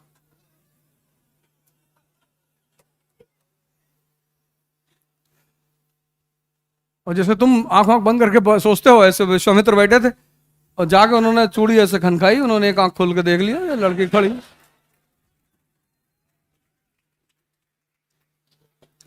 तो विश्वामित्र ने सोचा हमें क्या टेंशन है, हम तो हिंदू हैं, पुनर्जन्म में भरोसा करते हैं, इस अटेम्प्ट में नहीं तो अगले जन्म में। लड़की तो मिल गई।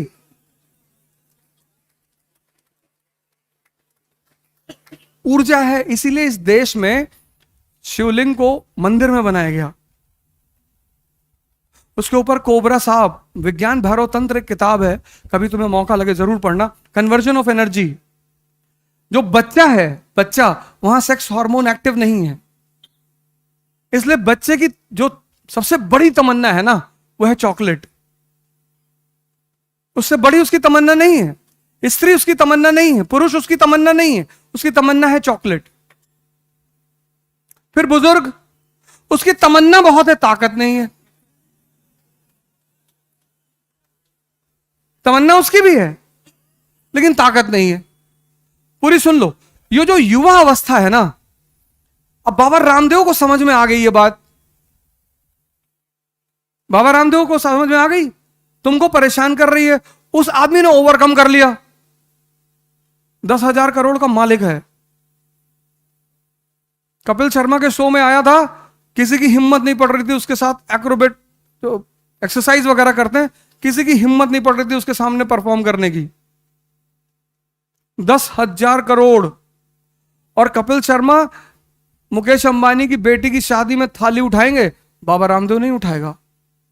मुकेश अंबानी की इतनी औकात नहीं है कि वो बाबा रामदेव से कहते कि मेरी बेटी की शादी में तुम थाली उठा लो, किसी गेस्ट को दे दो। मुकेश अंबानी की बेटी की शादी में एक बड़ी प्यारी घटना घटी। बॉलीवुड के जो कलाकार हैं उसको बुलाया उसने और कहा तुम लोग जितने भी गेस्ट आए हैं सबको सर्व करोगे। क्या संदेश दिया उस आदमी ने। पैसा होने से सब कुछ नहीं है, लेकिन यह बात वो सदगुरु से नहीं कह सकता था। ज्ञान सर्वोच्च है, तब भी था, आज भी है और कल भी रहेगा। वो बाबा रामदेव से मुकेश अंबानी नहीं कह सकते कि आप हमारे यहां गेस्टों का आदर करेंगे और उनको माला पहनाएंगे, उनको खाना सर्व करेंगे। नहीं नहीं नहीं, नहीं। क्योंकि शक्ति ही तो है। और अगर वो शक्ति, और वो शक्ति एक समय आएगा, इसलिए मैंने बड़े सारे वीडियोस डाले यूट्यूब पे कि कन्वर्जन, धर्म का जो सबसे बड़ा सिद्धांत है वो है कन्वर्जन। लेकिन एक है सूडो कन्वर्जन। खत्म। श्यामलाल बन गया शमशुद्दीन, नाम चेंज करने से थोड़ी कुछ होता है। श्यामलाल बन गया सैमुअल। लेकिन ये सूडो कन्वर्जन है। जो ओरिजिनल कन्वर्जन, अल्लामा इकबाल कहते हैं ना, कुछ बात है कि हस्ती मिटती नहीं हमारी। कौन सी बात? यही बात कि सिद्धार्थ इंद्रियों पे जी रहा है, और जो व्यक्ति इंद्रियों पे जी रहा है उसको जो इंद्रियों की विशेषताएं हैं वो प्रभावित करेंगी। अगर तुम्हें सेक्स प्रभावित कर रहा है तो तुम एक नॉर्मल इंसान हो। अब कुछ ज्यादा कर रहा है तो थोड़ा सा एबनॉर्मल हो। लेकिन अगर तुम्हें सेक्स प्रभावित कर रहा है तो तुम नॉर्मल इंसान हो। लेकिन इस देश ने एक समय पर आकर कह दिया कि सेक्स की कोई बात नहीं करेगा। जैसे इस देश में अगर तुम सेक्स पे बात करो तो लोग तुम्हें रोक देंगे तुरंत, भाई साहब प्लीज, गंदी बातें कर रहे, करने के लिए मरे जा रहे हो।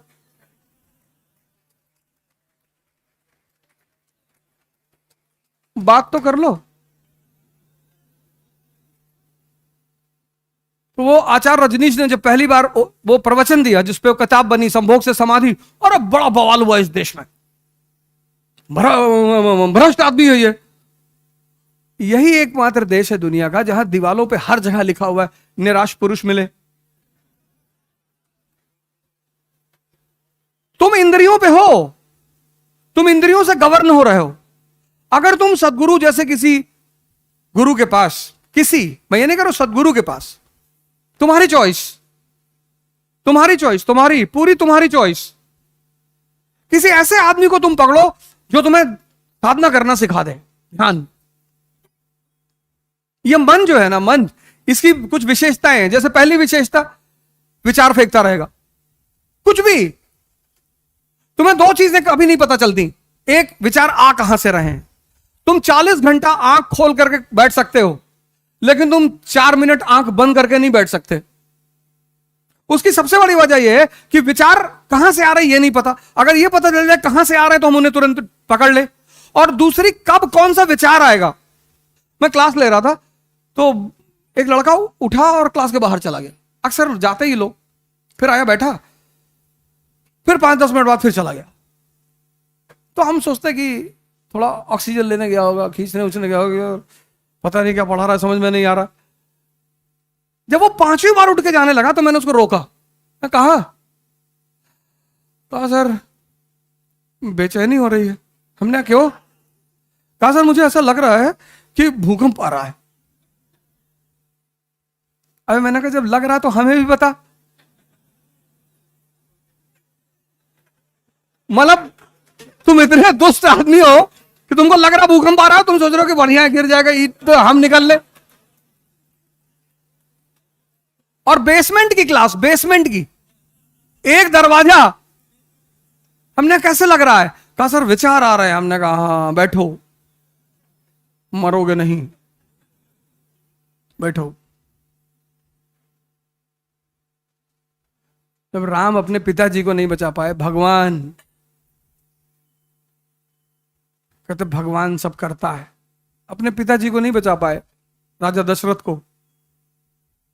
कुछ नियम है वो शाश्वत है, इटर्नल। तुम्हें इसके लिए साधना करनी पड़ेगी। तुम सबको, यहां जितने युवा बैठे हैं, यही तो भगत सिंह की यूएसपी है। हम में और उस व्यक्ति में क्या फर्क है? ये देश आजाद उन्हीं जैसे लोगों की वजह से हुआ, और आज परेशान है क्योंकि यहां के जो भगत सिंह है उनको सेक्स परेशान कर रहा है। तुम ही तो हो भगत सिंह, जिसकी मां ने तुमसे पूछा कि बेटा शादी कर लो, तुमने कहा हम नहीं करेंगे, हमारी मां गुलाम है, हम शादी। तुम्ही ने तो कहा था, तुम ही तो युवा थे। और कौन था? तुम ही तो थे। फिर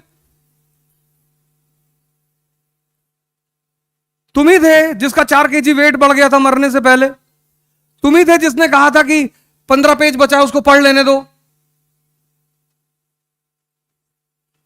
और आज तुम कह रहे हो कि सेक्स परेशान कर रहा है। इसलिए यह देश परेशान हो रहा है क्योंकि यहां का युवा वो भटक गया, उसको रास्ता नहीं मिल पा रहा है। उस क्यों भटका? उसने जीवनियां पढ़नी छोड़ दी, उसने ऑटोबायोग्राफियां पढ़नी छोड़ दी। वो एक मेरे मित्र हैं, उनके भाई भतीजे राजेंद्र नगर में रहते थे, अब तो वापस घर चले गए। तो उन्होंने मुझसे कहा कि अवध यार जरा उसको पैसा दे दो कुछ। हम पैसा लगा नहीं पाए, कुछ दे दो। तो हम उनके कमरे पे गए पैसा देने के लिए, तो वो कुछ हल्दी और शहद वहद लगाया हुआ था चेहरे पे। तो हमने पूछा कि ये क्या? कहा भैया चाचा वो हल्दी लगाए हैं, शहद लगाए हैं ना। क्यों? कहा कि इससे चमक आती है। तो उन्हें तुरंत फोन निकाल के अपने वो मित्र उनको फोन किया। हमने कहा इसको ले जाओ, ये अगर 60 जन्म आईएएस देगा तो भी नहीं होगा इसका। ऐसे क्या कह रहे हो यार? मैंने इसका बेसिक कॉन्सेप्ट नहीं क्लियर है। ये चमक आ रही है पावर की वजह से, यहां क्यों नहीं आ रही, वहां क्यों नहीं आ रही है? जब इतना बेसिक सिद्धांत तुम्हारा क्लियर नहीं है तो तुम आईएएस बनोगे? जहां इकोनॉमी, पॉलिटी, सोसाइटी सबको मिलाकर सोचना पड़ता है। इंटरडिसिप्लिनरी प्रिपरेशन है ये। इस प्रिपरेशन की सबसे खास बात यह है इंटरडिसिप्लिनरी। तुम्हें इकोनॉमी समझ में नहीं आई, तुम्हें पॉलिटिक्स कभी नहीं आएगी, आएगी ही नहीं। यही यही तो एक खतरा है। हम क्यों बार बार तुमसे कहते हैं एनसीईआरटी पढ़ने का? तुम्हारा बेस मजबूत हो जाएगा। तब तुम बेस मजबूत होने के बाद जब सारे सब्जेक्ट को कनेक्ट करके पढ़ोगे। अफगानिस्तान में स्त्रियों की दशा बुरी क्यों है? क्योंकि वो इकोनॉमिक तौर पर इंडिपेंडेंट नहीं है। पराधीन सपनों सुख नहीं, इस्लाम रीजन नहीं है। इस प्रिपरेशन की सबसे अहम पहलू क्या है? इंटरडिसिप्लिनरी। यहां तुम सेग्रीगेट करके नहीं पढ़ सकते।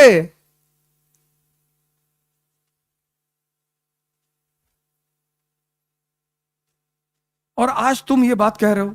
तो मैंने कहा मैं पहले तो तुमको पैसा नहीं दूंगा। मैंने अपने मित्र से कहा मैं इनको पैसा नहीं दूंगा और ये आईएएस कभी नहीं बनेगा। शंकर जी कौन सा फेस पैक लगाए हुए? ताकत है, ताकत। स्त्री लक्ष्मी की तरह है, वो विष्णु का ही वर्ण करेगी। तुम कहानियां पढ़ के कुछ सीखे ही नहीं। तुम उसके सामने अच्छा बनने की कोशिश करते हो कि मैं सिगरेट नहीं पीता। पियो, कौन मना किया तुमको? जहर भी पीना चाहिए।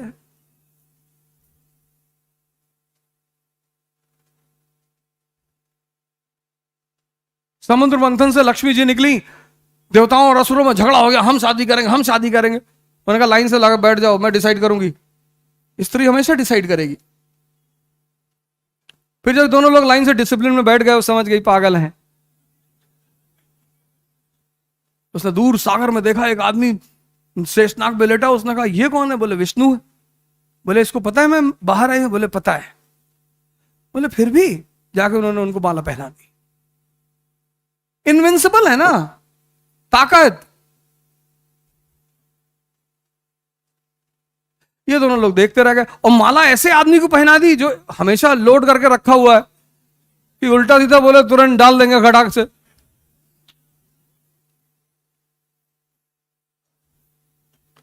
तो तुम सेक्स से इसलिए परेशान हो क्योंकि तुम्हारा मन बहुत कमजोर है। तुम्हारे पास कोई इतना बड़ा गोल नहीं है जो इस छोटी सी चीज को ओवरशैडो कर जाए। तुम्हारे पास कोई नशा नहीं है। ये जो तुम शराब को नशा मानते हो, ये सबसे घटिया नशा है। पीते हो तो अच्छी बात है, कोई बात नहीं, लेकिन बाप के पैसे का कभी मत पीना। बड़े मेहनत का पैसा होगा। आप में से बहुत सारे लोगों के पिता एक सामान्य सैलरी पाते होंगे और वो आपको पैसा देते होंगे। अपने पिता के पैसे को कभी इधर उधर मत करना।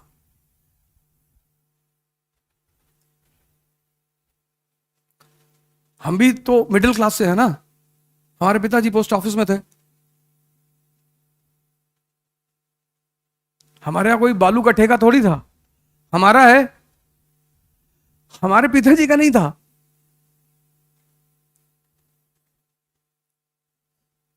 सामान्य सैलरी पाते थे, यहीं हम रहते थे।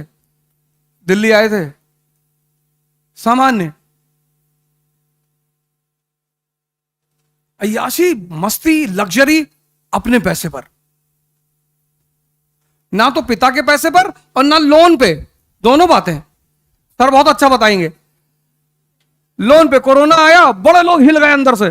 कोरोना में ही मेरा झगड़ा हुआ जहां मैं पिछले इंस्टीट्यूट में पढ़ाता था। तो उनको लगा कोरोना चल रहा है, कहीं से पैसा आ नहीं रहा, इस वक्त टीचरों को धमका लो। तो उनको लगा कि यार बोलो, और हमने कुछ नहीं कहा। हमने सिर्फ छोटी मोटी दो चार बातें की, वो बुरा मान गए। 5-6 हजार करोड़ के मालिक, kick you out from here. Kick? अरे कैसी बातें कर रहे हो सर।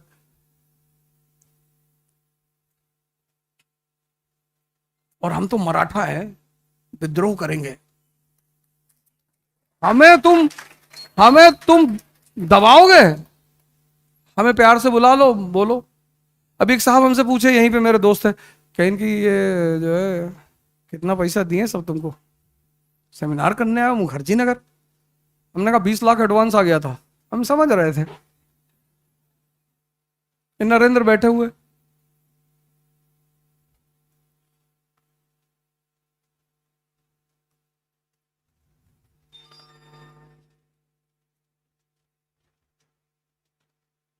जब तक तुम्हारा मन ही तो है जो तुम्हें परेशान कर रहा है। कब तक करेगा? 50, 55, 60, फिर क्या करोगे? मैंने हिंदुस्तान की एक ऐसी शख्सियत को देखा जिसके मतलब उसके पास भी अच्छा पैसा था, 5-10 हजार करोड़ रुपया था, और पूरी बॉडी में, जब मैं उनसे मिलने गया था ना, पूरी बॉडी में आईवी कैनुला लगी हुई थी, पूरी बॉडी में, और उनकी आंख से आंसू गिर रहे थे। वो कुछ बोले तो नहीं, मैं भी क्या ऐसे हाथ जोड़ के खड़ा था कुछ देर तक, फिर मैं चला आया। मैंने क्लास की शुरुआत में क्या कही, ज्ञान से बड़ी कोई ताकत नहीं है। ये जितने शिक्षक लोग यहां बैठे, मैं सबको बुराया तुरंत, ये इनका सबका सम्मान, ये शिक्षक हैं।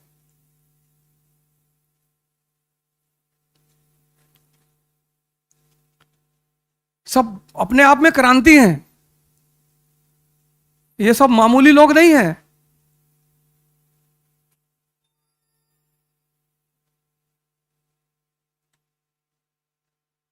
कुछ पूछ रहे थे।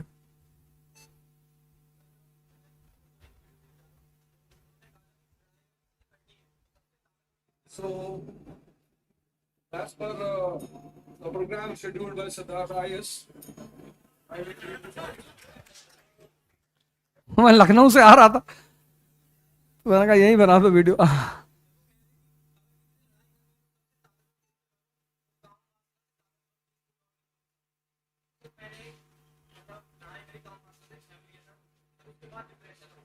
होगा, तुम शायद ओशो को समझ नहीं पाए। बैठो, लड़ाई हमेशा उससे की जाती है जो है, सुनना जो मैं तुमसे कह रहा हूं, लड़ाई हमेशा उससे की जाती। तुमने पहली बात तो यह मान लिया कि काम वासना एक ताकत है, निश्चित तौर पर है, लेकिन है कहां?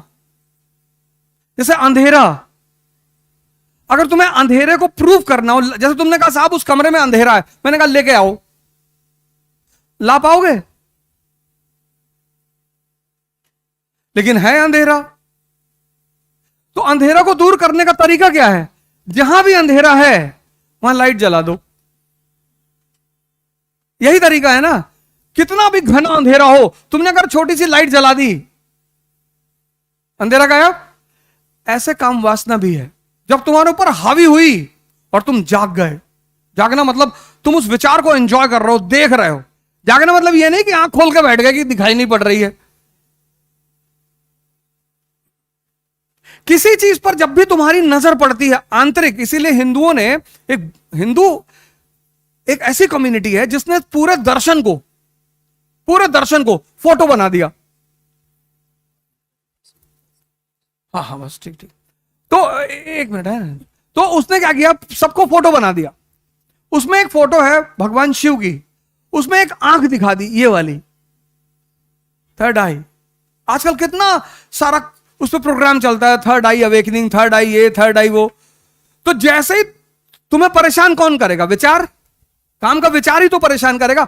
एज अ काम तो तुम कुछ जानते नहीं, विचार आएगा और उसी वक्त तुमने ये आंख, और जब तक ये बंद नहीं करोगे ये खुलेगी नहीं। ये भी एक कॉन्सेप्ट है।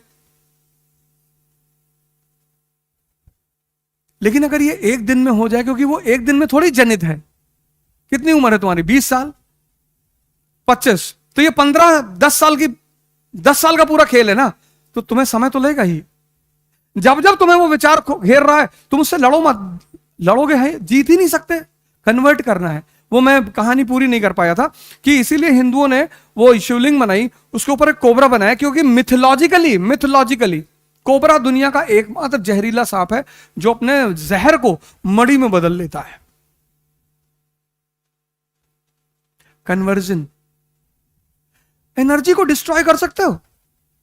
साइंस के स्टूडेंट हो ना, हाँ, इसीलिए तुम ऐसा कर गए। खैर साइंस वाले भी करते हैं। एनर्जी को कन्वर्ट किया जा सकता है, उसे डिस्ट्रॉय नहीं किया सकता। उसे सप्रेस करोगे तो सप्रेस तो हो जाएगी, फिर उसे जिस दिन मौका मिलेगा वो ब्लास्ट मार देगी। वही तुम्हारे साथ हुआ। तुम सप्रेस करते चले गए और फिर जिस दिन उसको मौका मिला उसने ब्लास्ट मार दिया।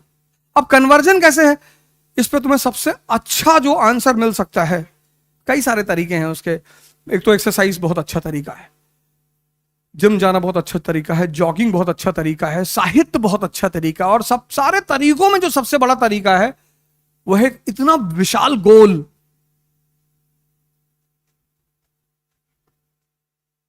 जैसे बहुत लोग आईएएस की तैयारी कर रहे हैं, वो कहते कभी कभी हमसे, हम पूछते कि आईएएस, सिर्फ आईएएस बनना चाहते हो? नहीं सर, बस नौकरी लग जाए। मतलब आईएएस भी गोल नहीं है। तो इतनी बड़ी चीज एक सामान्य मन से हासिल की जा सकती है? कभी नहीं। प्रश्न है, 5 मिनट रुक जाइए, एक 5 मिनट का। हाँ ना,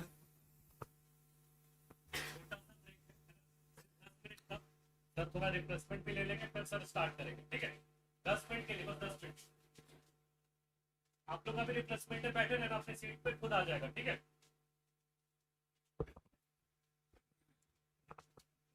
हेलो, मैं ये कह रहा हूँ कि 10 मिनट का ब्रेक है अभी। सर भी थोड़ा सा ब्रेक लेंगे, कुछ रिफ्रेशमेंट लेंगे। आप लोग भी अपने सीट पे बैठे रहना, वहीं पर रिफ्रेशमेंट मिलेगा, ठीक है?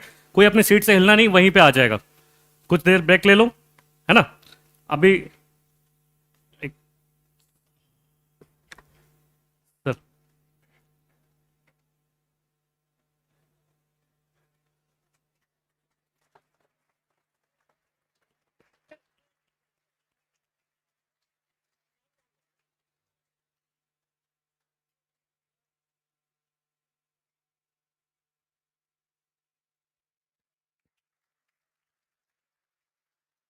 सर बैठिए, रिफ्रेशमेंट, हाँ, 5 minute.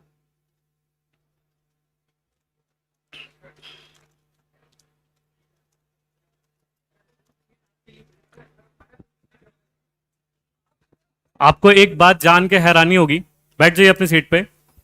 Awadh sir, Nalin sir, Raju sir, ये सब मेरे सीनियर रहे हैं, सॉरी मेरे गुरु रहे हैं।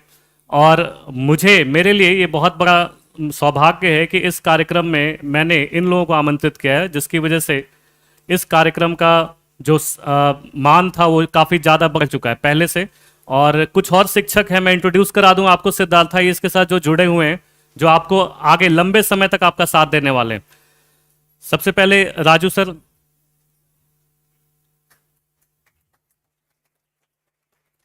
एक माला दो। राजू सर इकोनॉमिक्स में जब तैयारी हम लोग किया करते थे तब भी इनको जानते थे, और आज बहुत ज़्यादा जान रहे हैं, और आप लोगों ने भी नाम सुना होगा इनका।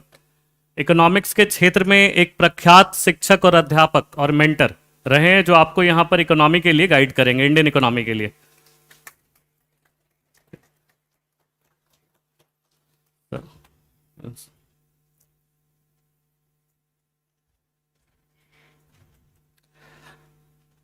Kumar Nalin sir, doctor Kumar Nalin sir, काफी लोगों ने नाम सुना होगा, किताबें भी हैं, और कई सालों से इस शिक्षा के क्षेत्र में कई सारे रिजल्ट्स देकर आज यहां तक पहुंचे हैं। और यह हमारा सौभाग्य है कि सिद्धार्थ आईएएस में नलिन सर भी हिस्ट्री के लिए एक जबरदस्त फैकल्टी के रूप में हम सबके साथ मौजूद रहेंगे। सर, सर,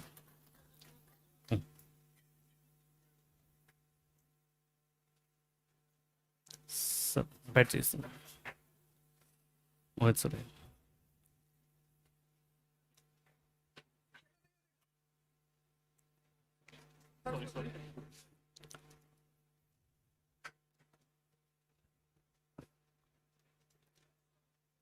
एम के मोहित सर। एम के मोहित सर फिर से इतिहास में एक और बड़ा नाम है ना। एक एक विषय के 4 4 5 5 एक्सपर्ट्स सिद्धार्थ आईएएस में जुड़े हुए हैं, जो कि निरंतर हम सबके लिए, यानी हम सभी आप सभी छात्रों के लिए लगे रहेंगे। तो इनका भी धन्यवाद, कुमार मोहित सर।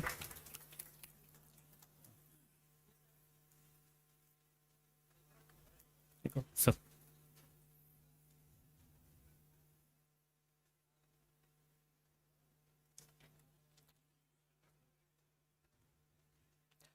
गौतम आनंद सर, सोशल इश्यू, सामाजिक मुद्दा, नाम से ही मेरे ख्याल से आप परिचित होंगे इनसे, है ना?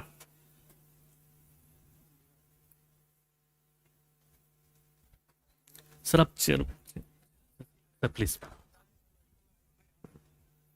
गौतम आनंद सर, सोशल इशू के प्रख्यात विद्वान, या फिर कह सकते हैं प्रख्यात शिक्षक, जो कि दिल्ली नहीं, दिल्ली से बाहर भी, इलाहाबाद में भी लोगों को प्रशिक्षित कर रहे हैं, और इनके द्वारा काफी छात्र सेलेक्ट हुए हैं। तो चलिए इनका भी धन्यवाद सर को, बहुत बहुत धन्यवाद।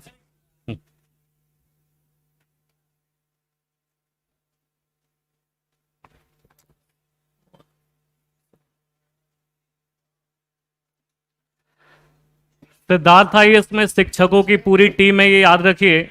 इतने ही नहीं, अभी कम से कम 100 शिक्षक पीछे हैं जो अभी आ नहीं सकते क्योंकि जगह नहीं है, ठीक है। तो यहां पर हर सब्जेक्ट में आपके लिए मनोज सर,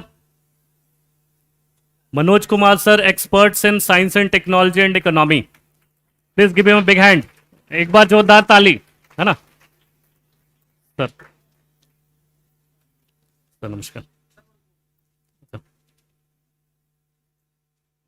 सर, आइए।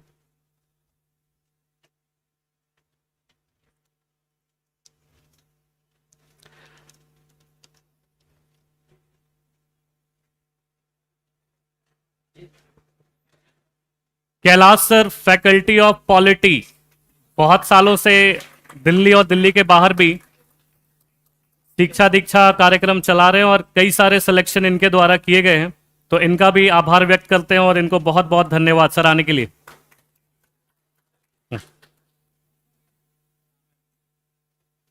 सर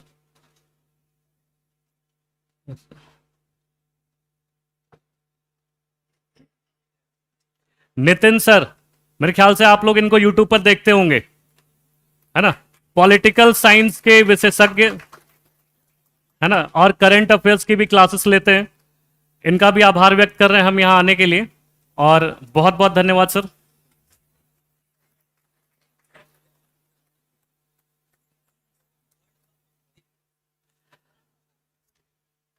अच्छा, मेरे ख्याल से रिफ्रेशमेंट सबके पास पहुंच रही है, नहीं पहुंचे, पहुंच जाएगी, थोड़ा सा पेशेंस रखो, मिल जाएगा, है ना।